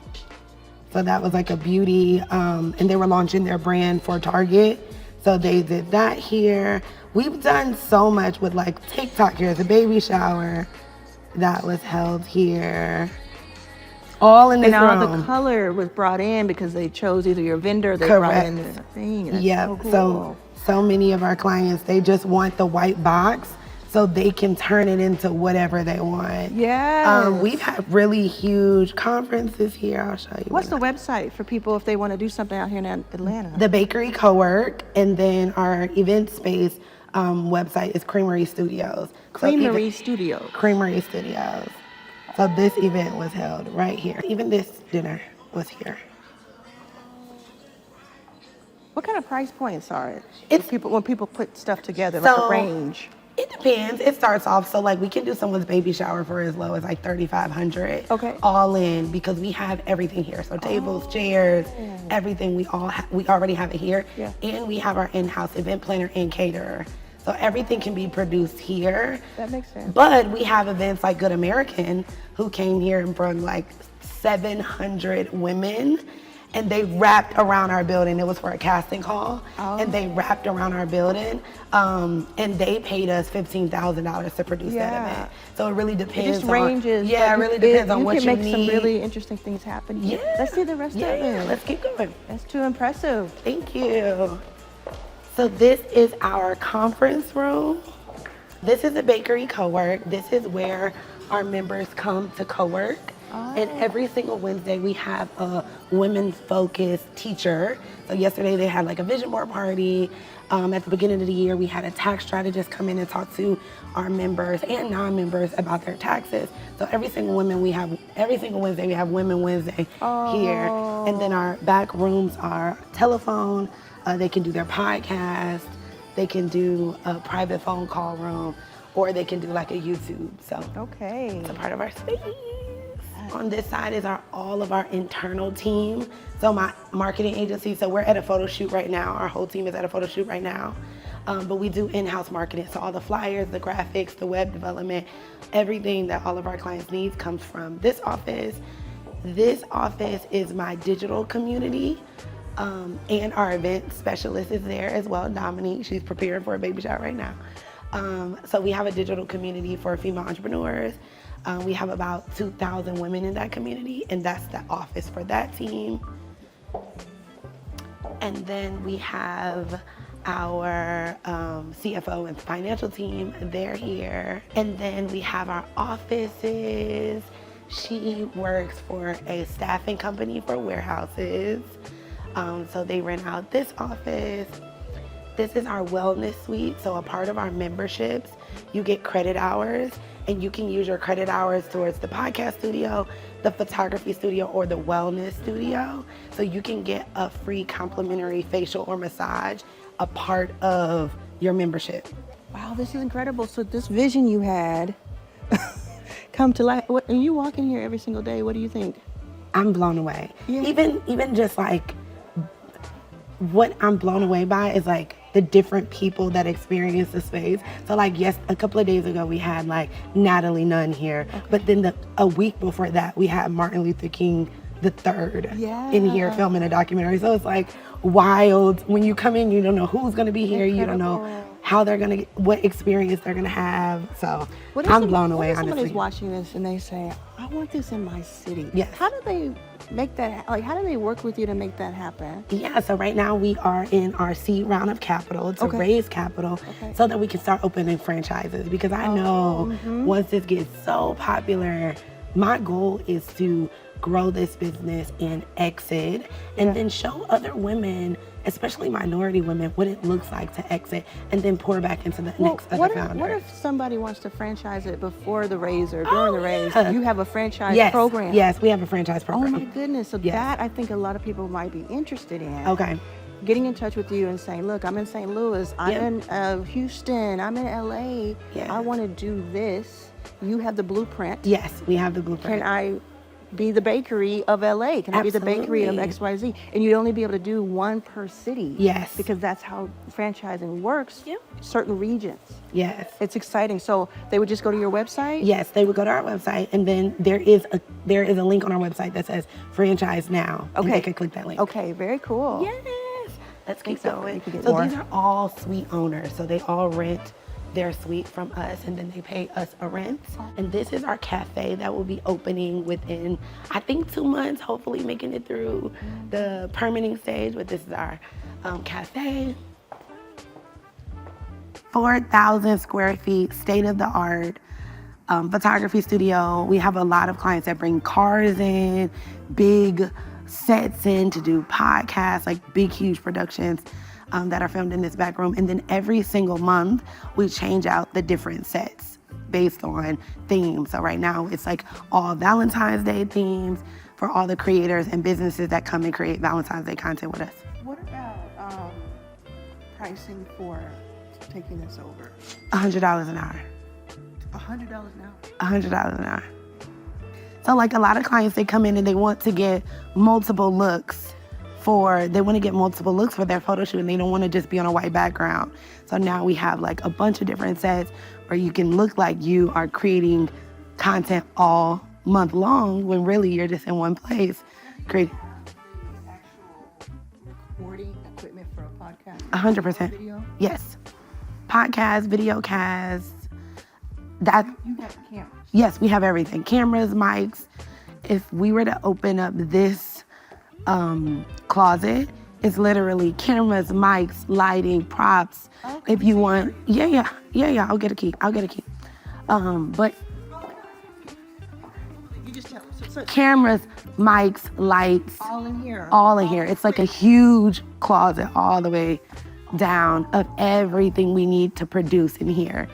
This is where kind of all the madness happens, and it looks like madness back here. But here, so like this is from a baby shower 2 days ago.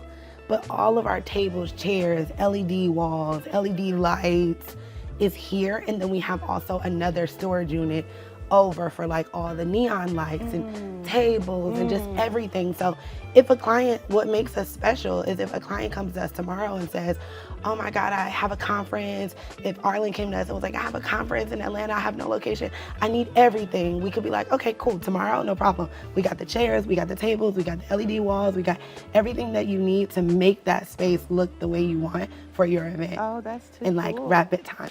I think there's so many people who are going to want to come through here. Yay.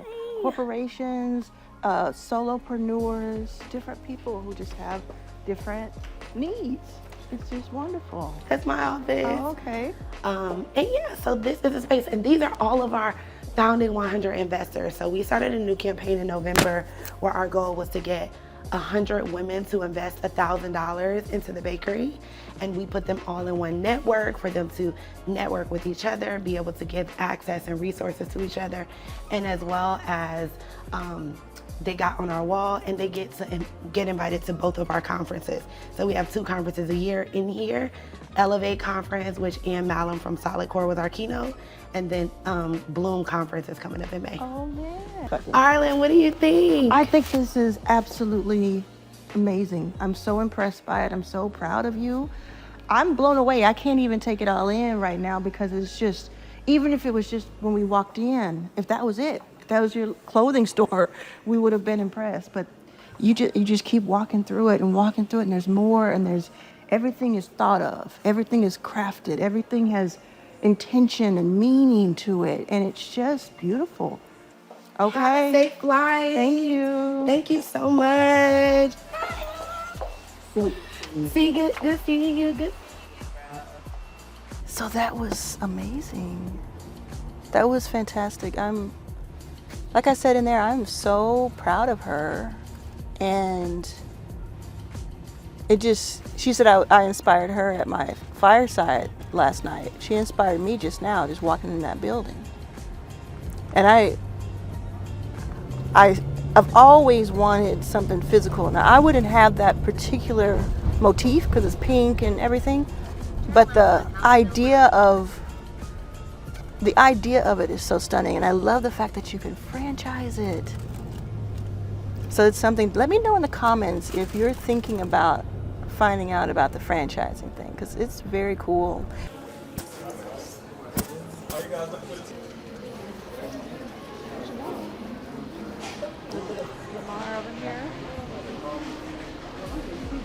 Having a good time? Oh yes, I'm having a very good time. Me and my nurse dogs. I'm Dr. Nicole Brown, founder of the Nurse Dolls. We have 18-inch dolls, books, and DVDs promoting nursing to the next generation. Okay, and I've also been a six-figure winner with my home care agency, Nurse Nicole's Home Care, and a seven-figure winner with the Nurse Nicole's Home Care, which I just sold an acquisition 2 weeks ago.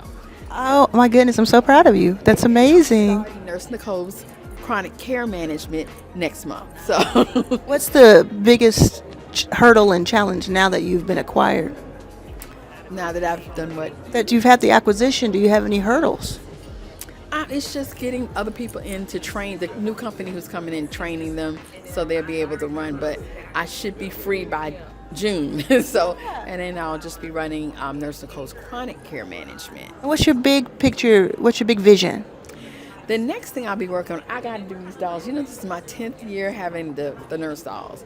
So I'm getting ready to collaborate. One of the board members of the company who just bought Nurse Nicole's Home Care also is the CEO of Little Medical School.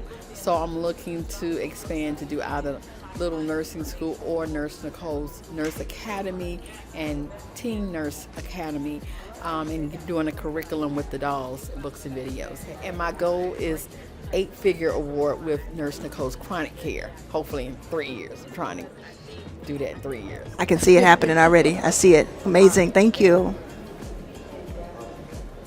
Hey, what are you doing here? I actually live around here. I work here. Oh my gosh, that's so awesome. It's so good to see you. What are you working on these days? I had no idea you'd be here. We snuck up on everybody. Oh, really? What are you working on these days? Deals, always. Yeah. So more investing and Yeah. things like that? Yeah. And why do you come to a conference like this? Is it for your own business or is it to look for deals? Or? Well, I'm not here at the conference. I work from here. I live like down the street, so I work from here sometimes. Are you serious? Yeah, and the conference just happened to be happening. So. That's incredible. Say Yeah. your name and what you do. Oh, Eric McCarthy. I'm at a Moderata private equity firm. So. It's incredible. It's so good to see you. Yeah, I'll see you soon. Okay, let's hear a little bit of Ronnie, the picture of Ronnie. Yes. Does this person look familiar to you? So I don't know if we could get this on here. Yeah. She supported me on my first solo project book, and I actually wrote another one. I'd love to give you a copy of this one. I would love it. So I've been working since we've seen. Let me sign that one for you. Okay. This one's called Better Questions, Better Clients. And I wrote it for SaaS companies as they start to scale. They got to be lean and just help them get those sales, investors, and hire smarter. So, yeah. I love it. So here we go. Amazing. So we saw each other, what was it, 2 years ago? It's been 2 years, yeah. Okay, very cool. Thank yes, you so much for your love support. it. Good to see you. Great Good to see you. Cheers. Bruce. Okay.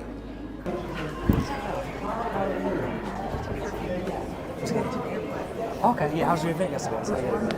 And I saw Raphael. Yeah, he happened to be, coming here to look at different places. So he happened to be here. Yeah. So, and he already bought tickets to see me with his wife. And I said, well, I'm going to have you interview me. Good. How's this going? This is a beautiful location. Yeah, it's good. It's very calm and yeah, they got a upscale. whole wellness theme and stuff. Yeah, it's very upscale. Yeah, I told it's funny because in the front, which may be regular in California, but not in Georgia, they got the water faucets with alkaline tap and sparkling. And I'm like, oh, this is fancy. Yeah. It's different, right? Yeah. It's different. Yeah, it's in good though. And so tell everybody about the difference between this version and the other versions that you've done. This is Sure. very much so elevated. And that's it, right? It was a smaller, more intimate room for larger companies. So here you had to come in at least doing at least 100,000 a year, so we can focus on 6, 7, and 8-figure conversations. Love it. And more of it is about how they can scale and grow and get to the next level, versus like what should the business be? What should I be doing? It's like less of that and more like, hey, how we can grow the business, how we can remove the dependency of you from the business, and then how can we I have a saying I talk about the ultimate entrepreneur needs mindset, strategy, execution. Well, that's at the lower levels. At this level, they're already doing that stuff because they're making money. But what they need to be a scaling entrepreneur is risk, team, and leverage. And that's more the conversation for this event. Smaller rooms to get what they need. When you segment the different groups, you can help them even more. Definitely you so. can niche down to the questions. Because when you have a group of people who haven't even started a company, It's people a have broad exited, conversation. it's broad, Yes. which is helpful in a lot of ways because you want to be in these rooms. Correct. And you want to hear from what other people are hearing. Correct. But sometimes it can, if you're not on the right starting point, it kind of goes over your head. Or if it's too rudimentary for you, That's you can feel it. like the value's not there. So to have it segmented like that is brilliant. We're doing something similar with Your First Million Live, and it really is just going to be mostly me training. You know, we took a lot of the feedback from last time, and we said there was some. I mean, everybody loved everybody on stage. Yes. You know, but just it's a different time now. It is. I think you know that. And that's better what than and that's what anybody. enough It's a different business owners don't realize. And that's been our message. It's like, hey, you know what? Either you have to go into 2026 differently and handle 2026, or 2026 is gonna handle you. Ooh, okay. Which one is Okay. it? One or two gonna happen, you get to pick. Exactly, and it's leaner. But what I feel like is it's if you get leaner and more, you get more agile. Correct. You're able to do more and provide, and maybe for fewer people. But ultimately, the gems that come from this are going to help people reverberated for years. Yes. So yeah, I love the whole concept. That's Yeah. it. Thank you. Yeah, of It's so good to course. see you. It's great to see you. Yeah, I'm going to walk around just a little bit. We're headed to the airport. Okay. We came out from Have a safe trip. Atlanta, came through here, and then we'll kind of head out in maybe 20, 30 minutes. But I wanted to see. Then I know the main room is going to start again at 2. Yes. Yep. Okay. Yeah. Right next door. Oh, for the first time, we're doing breakout sessions. We've never, you know, like this, we gonna do breakouts. yeah. So we got breakouts there and in some of the rooms downstairs doing. Okay. Yeah. So we might go downstairs and look at a couple of breakouts. Okay, And then yep. maybe end at the main stage. Yep. Are you going to speak first? Yeah. I speak after the breakouts. I'm back at 3. Oh, at 3. Yeah. So when does this main stage happen? The mains. You said something about 2. Yeah, the breakout started 2. Oh, so it's a breakout. Yeah, the breakout started 2. So it's in there and then other ones. You disappeared. I'm sorry. I know you know everybody, so you got to be around. Yes, yes. How you so how are doing? you loving this version of it? Oh, I love it. I just feel like the room is a more qualified room, and we can have deeper conversations about really what it takes to grow the business, because we know everybody here is like going to be really intentional about taking their business to the next level. Yeah, So I love when it. we walked in, the first person we talked to was someone who just sold her company. Oh, wow. The first step we took was somebody who sold their company. Wow. So So, it's- yeah. That's proof, right? Yeah. It worked. Lamar, you're smart. Man, you're smart. All right, and so what are y'all looking forward to in 2026? And more importantly, what do entrepreneurs need to understand going into, you touched on it, what do we need to understand going into this year to make this year the most successful one we've ever had? I think that entrepreneurs, number one, need to understand that they have to do more to set themselves apart, more than ever, especially with AI, right? Everybody seems so smart. And Lamar just touched upon it earlier on stage, is that it's about experience, it's about those touch points. That's the way that people are going to know that you're real and that you know what you're talking about and that you're the truth. Even if it's a small gathering, it doesn't have to be a big conference like this, right? Well, even if it's a small gathering, right? And so you can do so much with smaller gatherings, and Lamar's been teaching about that. You know, having small intensives or getting the right people in the room, they're going to convert. Yeah. And so, yes, be more intentional, have those touch points, and distinguish yourself from other people this year. I love that. Yep. And just know that, I've been telling folks, just know that in 2026 you still can show up. You know, it's so much going on in the world, right? From the markets to the administration to disruption because of AI and technology. But know that money is still moving through. People are still spending money, right? People are still doing things. And a lot of times we want to wait and we, want to play it safe. But now is no time for safety. So you still can make your first million in 2026. You just got to start with the first step, which is deciding that you will make your first million in 2026. Where should people lock in with you if they're not already in your ecosystem? Most people are, but if they're not, do they go through your school? What do they do? We're Traffic Sales and Profit on school, and then also on all platforms is Traffic Sales and A&D, Traffic Sales and Profit. Love it. Awesome. Yeah. Thank you both. Arlan. I appreciate y'all. Oh. Tammy. Oh, snap. Yes. How's it going, Tam? Doing good. What's your name? I'm Wendy. Hey, Wendy. Arlan. Oh, thank you. I'm so happy to see you here. You're so brilliant, and I have admired you for so long. Thank you. Likewise, same here. Thank Same you. here. Y'all Good to see great to see a Titan at this conference. Oh, right. Yes. I know there's I saw the list. It's a great lineup of people. Yeah. But I wanted to stop, and we're just here for a few minutes. I had an event last night, and then we came out here to surprise Lamar and Ronnie. It's amazing. So it's good to see you. So what are you both working on? So I'm with Black Innovation Alliance, and so we focus on working with entrepreneurs, helping them grow and scale. And actually, TSP is an amazing partner of ours, so part of the family. I too am with Black Innovation Alliance. We have a program called Trust, where we help entrepreneurs and ecosystem builders with building out their systems and their programs and helping them get access to funding and collaborate together. And BIA has been around for 5 years, and in our 5 years, it's a nonprofit organization. We've raised over $20 million. This is our Chief Revenue Officer who has raised most of that money herself. Congratulations. Thank and you're not going to be the one to say it, right? No, not at all. Shy ones. Not at all. I mean, not shy, but you know what I mean. No, yeah, I definitely am shy. Step yes. back in the cut. And then so you're here kind of scoping out what's going on, and you're speaking. Are you representing here? We are not speaking. Okay. Are you? Oh no, not definitely not speaking, but I think yes. I wonder, like, do you come to these things looking for talent, looking for opportunities for your organization, or are you coming from a perspective of the entrepreneur themselves? For me, both. Okay. So that's the dual part of what we do. Yeah. As a nonprofit organization, I represent that organization, but also I'm an entrepreneur, and we help entrepreneurs. I have an organization called the Humanity Group. We're a GovCon organization. We work and partner. We have our GSA schedule. We work and partner with other people that do that type of work, and I'm actually looking for people to team with while I'm here, but I'm also representing BIA in the work that we're doing with TSP. We actually have a cohort coming out in Detroit that TSP will be leading, and we're super excited about that. That's exciting. And then how do people find you? Go ahead and spell out your Instagram or whatever, the website. Sure, blackinnovationalliance.com, BLACKALLIAN. Okay. We don't have to spell it. But you said you said Black Innovation? Yes. Black Innovation Alliance.com. And my organization is the Humanity Group. The Humanity Group. Okay, so editors, we're just going to have that play. We don't need that part. Okay. And then yours, do you have a place where you want people to find you? Yes, I would say I'm on Instagram, so Tam Charlie, TAMCHARLIE. Also on LinkedIn as well, Tammy Charles, and look me up, Chief Revenue Officer at Black Innovation Alliance. Amazing. That's so great. Thanks for talking to me. I appreciate it. Thank you. This was so great. You're amazing. So good to see you. Oh, thank you. What's your name? Josette. Josette, it's nice to see you. Same here. Are you inside of your first 5K? I am. You are? That's Yes, so fun. I am. Amazing. Yes. Thank you for being there. It's a mic. It's okay? It's okay. Okay.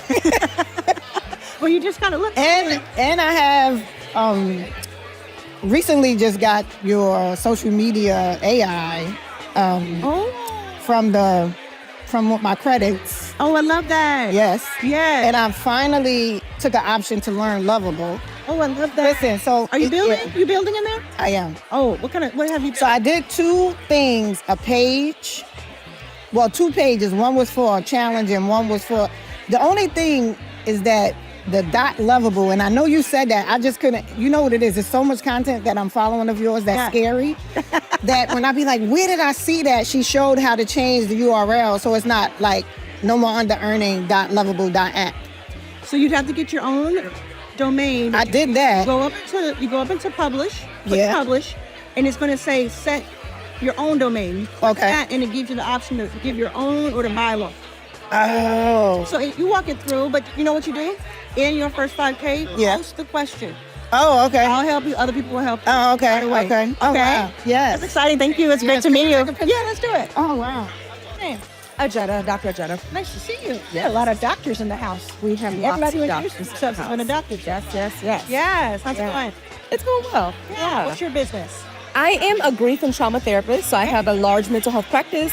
I also have a consulting agency where I help other therapists launch and grow their businesses. And then I go into corporations and help them build trauma-informed workplaces. What's your biggest hurdle right now? Probably cash flow. Yeah. Yeah, especially consistently, especially with,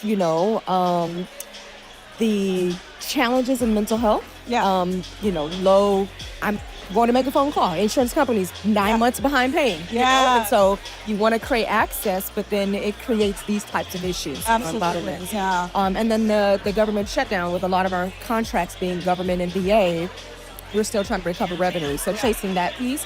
Would you say your products are low ticket, mid ticket, high ticket? A combination. A combination of that. So I mean, therapy is probably low ticket for most, right? Especially with insurance being 60% of our revenue. But then on the consulting side, it's again, we have the entire funnel. Yeah, for sure. Interesting to do. Are you on YouTube?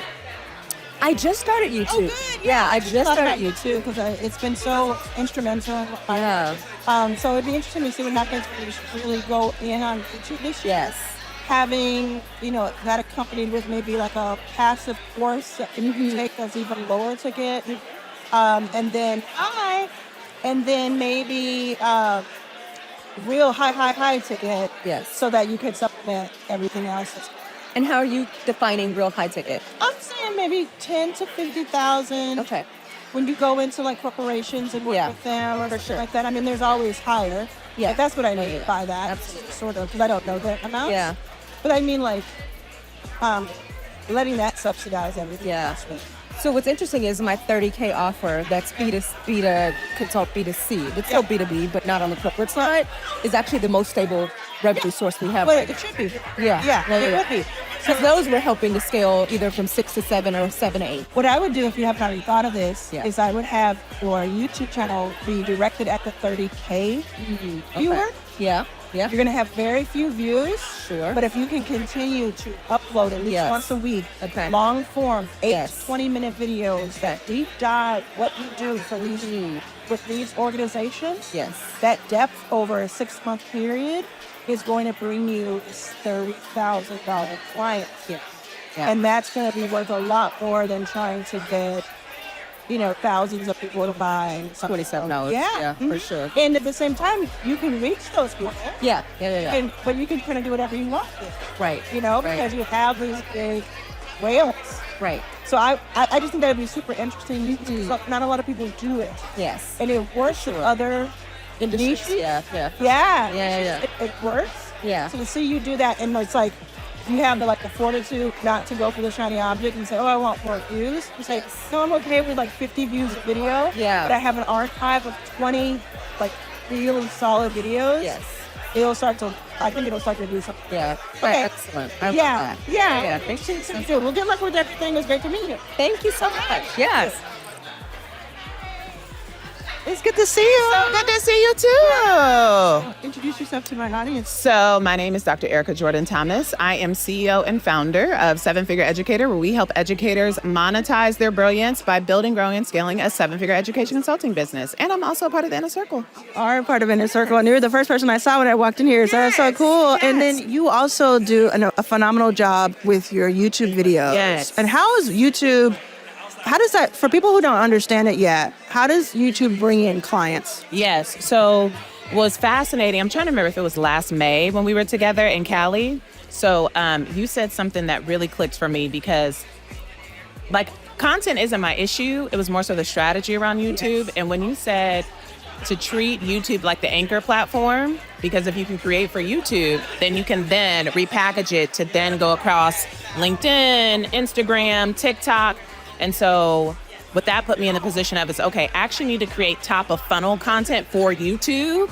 And then given that top of funnel content, what are the call to actions? Thinking through what are some of the AI tools from the descriptions? What are some of the links that need to be there? And so since then, I can't even tell you how many followers I had then, but we're at 10,000 now on YouTube. So I think back then we might have been in May, I'd have to pull the numbers, maybe 3,000-4,000, but we're at 10K now. So it's all about the packaging, because you have these amazing videos, but if people don't click, people don't view. If people don't view, they don't put it out to more people. I mean, right now, as we speak, I have a video that is the second fastest growing video of all of my YouTube channel. Oh, wow. And I put it up on Tuesday. It's Thursday now. Oh, wow. And it just took off because there's just a certain formula if you like for different things. Right. Let's say we want a lot of views and we want to bring a lot of people into something that's low ticket or free. Right. You want to blow it up. Right. But let's say we want, you have a $30,000, $50,000 offer. you're going to have content that's going to speak to the person who can, who would not, I won't say who can afford it, but who would want that. Right. And you may get 500 views or 300 views. Right. But it's like depth. Right. Like they're going to come to you because you have just made yourself. I just watched a 30-minute video of her breaking it down. Right. So have you seen that kind of dichotomy? 1000%. Because the other takeaway that I have from our time together in May, it's almost like thinking through like how we would think through segmenting on an email list, segmenting on YouTube. And so when I left, like that was another one of my takeaways of like, okay, what type of content do I need to make for my target avatar that is purely focused on conversion, meaning I want to bring you into my system. And then there's a different type of content if I'm focused on views, where now that's actually a wider topic that influences more people, touches more people. It may or may not be all of my target audience, but it's going to get views. Exactly, and subscribers and all these things that work in the background to have YouTube push your videos out to the right people. So it is, when someone comes into YouTube and all they care about is getting a bunch of views, that's when they fail. Because most times you're not going to get a lot of views. The whole point, though, is to get the right views. Yes. For the right video. Yes. And so it's a game to play. It's very cool once you figure it out. Yeah. And it's just a few things to learn. Just a few things. And the last thing that I'll say that was really helpful for us was, so we do a couple different virtual events, and we used to stream into a Facebook group. Now we stream live on YouTube. Love it. And so even just that, we get a couple of extra hundreds, of people to just subscribe to the YouTube. So now that's been our backup. It's like, why just keep it on Zoom? Why just stream into the Facebook group? Like always stream on YouTube and have people go there. So that way that's also building up subscribers. So I just got to thank you, because that time in May completely, I was like, I'm trying to figure out YouTube. And I got video content, but I feel like there was just a missing link in terms of strategy, and I left that time with that clarity. So I love that. That's awesome. I appreciate you. So excited for you. So have a wonderful time here. Thank you. We're all headed to the airport, but we are going to make our way around a little bit and head out. Yes. It was good. Good to see you. It's worth to see you too. Worth the trip to seeing you. Yes. So good to see you. Well, I'm waiting on dates to align with when you're doing stuff in Cali and New York. April 9th and 10th is your first million live. April 9th and 10th. Okay. And then in a circle, it's actually the 8th through the 11th if you want to do some bonus days. Okay. Yeah. Well, I received all the emails, and I even saw the one about your tour, but I'm like, I couldn't make any of the dates work. And so I'm waiting on dates to line up, because if the dates line up, I'm there. Okay. I'm there. It was so good to see you. You too. It's so good to see you. Thank you. Very cool. Yeah, she's killing it. She really has some amazing, like really high ticket offers, mid ticket, a little bit of low ticket. There's events. She does a lot of coaching. But she was struggling with that YouTube content, because her YouTube content was absolutely gorgeous, really well made, very valuable. But not a lot of people were seeing it because of this few things we talked about. I teach you YouTube OS. I teach you an accelerator that's free inside of your first 5K and in my own YouTube videos. So watch what I do on YouTube. Watch what I teach you on YouTube. And you can actually go, she said May to January, everything changed for her when it comes to her channel. Hello, everyone. I'm Ryan McCrary, also known as the Funnel Doctor. We run a digital marketing agency, helping businesses scale using sales funnels and paid advertising. Love that. And tell me which one your platform is highest. Is it Instagram that you do the most on? For the ads? Yeah. Facebook, Instagram. Facebook and Instagram? Yes. Yeah. So tell us how, start with the hook. What's the top line? What have you been able to accomplish the last couple of years? We've been able to accomplish a lot. I mean, we've definitely generated hundreds of thousands of leads, over 200,000 leads for our clients, and north of definitely multiple seven figures in sales for our clients, not including my own ads and internally. But how do you get leads for clients? So a lot of different ways. It depends on our clients. So we have clients that do, online challenges, webinars, just lead gen, lead magnets. Summits and stuff like that. So all like those different free ways. Virtual events, like I said, online challenges, webinars. And then, a lot of times we have like a little tripwire or upsell in place after they free opt-in. And a lot of times that offsets the ad cost. Yes, so that's where we're able to scale the ad spend more once that starts converting. Yeah. And so people, what do they hire you to do, or what do they pay for you to do? Ad setup and management, optimization, creative, audience targeting, retargeting, KPI tracking. And building the funnels themselves. Absolutely. Yeah. Do you use a certain platform for the funnels, or are you kind of agnostic when it comes to that? We're agnostic. A lot of people use Go High Level, of course, Yeah. ClickFunnels, Yeah. Archer, Yeah. and so forth. Keep. Yeah. Shout out to Keep. So, it depends on the platform, but I think the most popular right now is the GHL. Yeah. Go High Level. Everybody's using that. And you don't have to do any of this. You have to have a Go High Level account. You don't have to have paid ads, but when you want to kind of crank things up is what you're saying. You've Absolutely. done a lot on your own. You see the organic working. You see the sales coming in, and you want to go from, call it 50,000 to 500,000. Exactly. That's when you start really looking at, okay, where can I put a little bit of like steroids into things? Exactly. Absolutely. For sure. Okay, so are you enjoying yourself here? Oh, yeah. Loving TSP, loving what Lamar and Ronnie doing. So we always have a great time. That's awesome. Great connections when we're here. That's great. All right, thank you. Yes, thank you so Appreciate much. it. Cool. Awesome. So, Arlan, Yes. why is it important for business owners to focus on scaling instead of growing right now? Scaling instead of growing. Tell me the difference.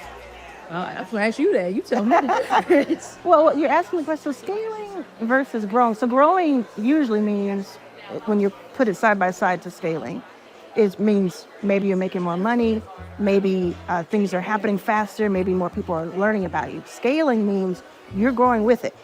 Your team is growing, if you want a team, because not everybody needs one, but your team is growing, your infrastructure is growing, your automations are growing, you are growing as the entrepreneur, as the person hopefully leading. That is all growing, that's scaling, and that's putting you in a position where you can meet the moment and where you can look not to where you are right now, what's happening in these next few weeks and months, but what's going to happen a year from now, 3 years from now, because of this growth. So that's what if I put the two together, that's how I look at it. So, I know you're in a lot of with 7, 8, 9, maybe even 10-figure people. What kind of conversations are folks having when it comes to how business is forecasted to be in 2026?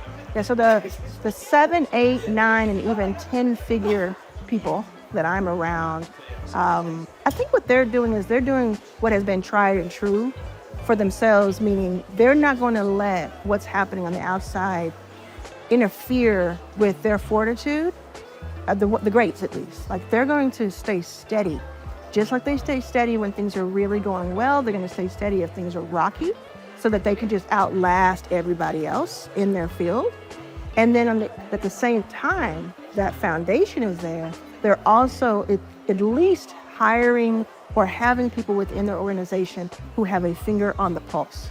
What is happening right now to our customers? What will happen in a few months to our customers, so they can always be at the ready while they're staying calm in position. And last question, why do you think it's important to be in rooms like this, surrounded by like-minded individuals that are also trying to grow and scale their business? I think it's important for us to be in rooms like this, to be with like-minded individuals, to help us grow, to help us evolve, to help us have a reflection. So many times I talk to an entrepreneur and they didn't know that other entrepreneurs are going through a similar thing that they're going through.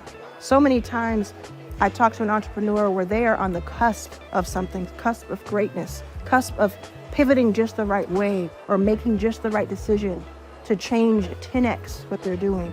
But they need to hear it from someone who was once there recently to really get it. When you hear only from people who are miles ahead of you at only conferences that are just about inspiration and fluff, it feels good in the moment, but it's like sugar. It's empty. At the end of the day, it gets you excited, but it's empty. But when you're around people who last year they went through that and they found their way out of the darkness, or they find their way through something, then you could just say, oh, let me get those 10 steps from you. Let me understand what you did. Let me take one thing from it, as Lamar said. Let me take one nugget and get that one insight that might help me. And then also, I think beyond just tactics and strategy, which is incredibly important, I think being around like-minded people to fortify yourself, to give yourself the sustenance that you need to keep going is incredibly important too, because this can be a very lonely game. It can be a very soul-sucking game in some cases. We've all been through something. I know I have. And if you have people that you're fighting with and for, it keeps you in the game longer. Thank you. Okay. Questions from Okay, yeah. We need it. I'm Rachel. Hi, Rachel. Nice to meet you. You too. All right, can you tell me your name and what you do? My name is Arlan Hamilton. I am a prolific investor. I've invested in more than 200 companies. I'm also an author, a speaker. I have my own events, and now I'm just playing the entrepreneur part that I've always been, but I get to have that at the forefront of what I do today. Okay, you just listed a lot of things, Arlan. Which of all those things is your favorite thing? Entrepreneur, all day long. I love being an entrepreneur. That's why I'm able to write the books. I love being an entrepreneur. That's why I knew what an investor needed to do for other entrepreneurs, right? I love being an entrepreneur, so that's why I wake up every day trying to help other people and succeeding at helping other people make money and build their companies. If you were to look back on 2025, this might be a big question. What would you say was your biggest win of 2025? And what would you say was your biggest loss or lesson of 2025? Biggest win of 2025. I think really growing my YouTube channel to what it was, to what it is today. Almost. Come on, Arlan, pop your stuff. I mean, what is it today? I have zero problem bragging. I think we should all brag more, especially Black women. I think we should just be entitled as we want to be. I have 188,000 subscribers. Wow. I gained 150 in like a 12-month period, something like that. And it is depth too. It's not just numbers, there's depth to it. Every single day people come up to me, they know me from the YouTube channel, they know me from the videos, they can quote me.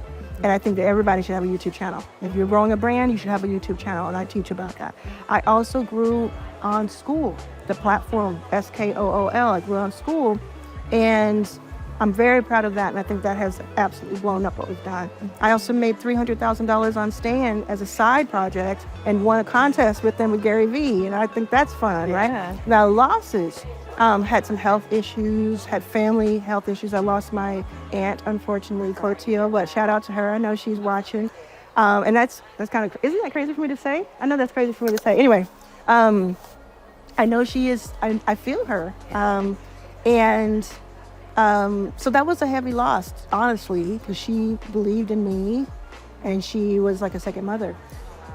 And also just, I think we all lost when Trump got elected. I think we all lost in so many ways, devastating, mournful ways when he's elected, and all the BS that he does on a daily basis that we have to flick on the TV and look at. That's a loss to us, and I think we've gotten so numb to it. But it is something that I mourn every single day too. And then, you have those days where you thought you were going to get the $50,000 deposit and the person changed their mind, or you thought something was going to happen and you get this bill that's out of this world that you were not prepared for. And you have to figure out, okay, what do I do about cash flow? How do I make this work where it doesn't devastate me? And those things happen still. How long have you been in business? I've been an entrepreneur for 22 years. I'm 45 now, so about 22, 23 years. I have had my main businesses that I have today for about 12 years. Okay. As you reflect on that whole 20 plus year journey, what would you say was the hardest season for you in business? I've had a few. So I wrote two books about it. That's how many I've had. Really, every chapter is something. There's two that come to mind. One was right before I got my first investor for Backstage Capital. And I was sleeping on the floor of an airport, San Francisco airport. Didn't know when I was going to eat next. Didn't know where I was going to sleep. Didn't know anything. But I was trying to raise Backstage Capital so I could invest in other underrepresented founders. And that was just a low part for me because you just don't know what's going to happen next and if you're going to be able to make it. And then after that, after I did start getting investors, around, I would say 2019-ish, we just got rocked. Even before COVID, we got rocked at the company. We had all these employees, we had all these investments, but we had a couple of very, very large investments fall through, where we were supposed to get something like $5 million to sustain us, and one of the guys ended up getting arrested for fraud and embezzlement. It's like on the international news. His name is Carlos Ghosn. He shipped himself in a box from like a UPS, FedEx kind of box to get out of being arrested. That guy was supposed to give us $5 million behind the scenes, and we couldn't talk about it at the time. Wow. So I talked about it all in my book, I said everything in Your First Million. But things like that where you think, oh, finally we got that thing. And it's funny because I teach, nobody's coming to save us. Yeah. And sometimes I still get caught up in it. But nobody's coming to save us. So you have to save yourself. You have to have that ability to make money whenever you want to, whenever you need to, so that you can have freedom. It doesn't have to be millions. It just needs to be the ability to turn it on and off like a faucet. Yeah. So, the past, since COVID really, has been a really rocky time for a lot of entrepreneurs, and a lot of entrepreneurs are sitting in that season where they feel like this is the hardest time of business. Yeah. So if you were to speak to them, what would you say? So, even some of these people, a $5 million loss or even $5 million plus is unheard of. So, what would you say to those people having survived those seasons? Yeah. 10 years ago, that would have been unheard of to me too. I couldn't put 2 cents together to put something to eat. Yeah. But what I think that teaches you is that money is comes and goes, and money is very relative. It's very it's fleeting. It's also very relative. It's just pixels on a screen most time. It's just a number in your bank account most time. You don't even taste it or hold it. And so whether it's I thought 200 was supposed to hit the bank, so I didn't go under, don't have in my account, or I thought 200,000 was going to come in. No matter what it is, we're human, we're affected by it. Right. And again, my goal is to help people not have to face that, where that can rock them to their core, because they have been sustainably making money, or they have been sustainably making money, but they also know how to turn on that money model, that fast money get. Let me go ahead and put together $20,000 because this bill came through, this health thing came through. They're going crazy out there. Let me have a way. And so if you're feeling that way right now, imagine me using my jeans as a pillow on the floor of the San Francisco airport, where I watched Silicon Valley venture capitalists that I knew walk past me. Wow. And to know that things can change in that moment. That can happen to anybody. It really can. Anybody who puts, as much energy and as much strategy into what I did can do what they want to do in their life. It is possible. There's nothing superhuman about it. It's just every day waking up and saying, okay, I'm going to make my life better than it was yesterday. Thank you. Thank so you. much. Thank you very much. Appreciate it.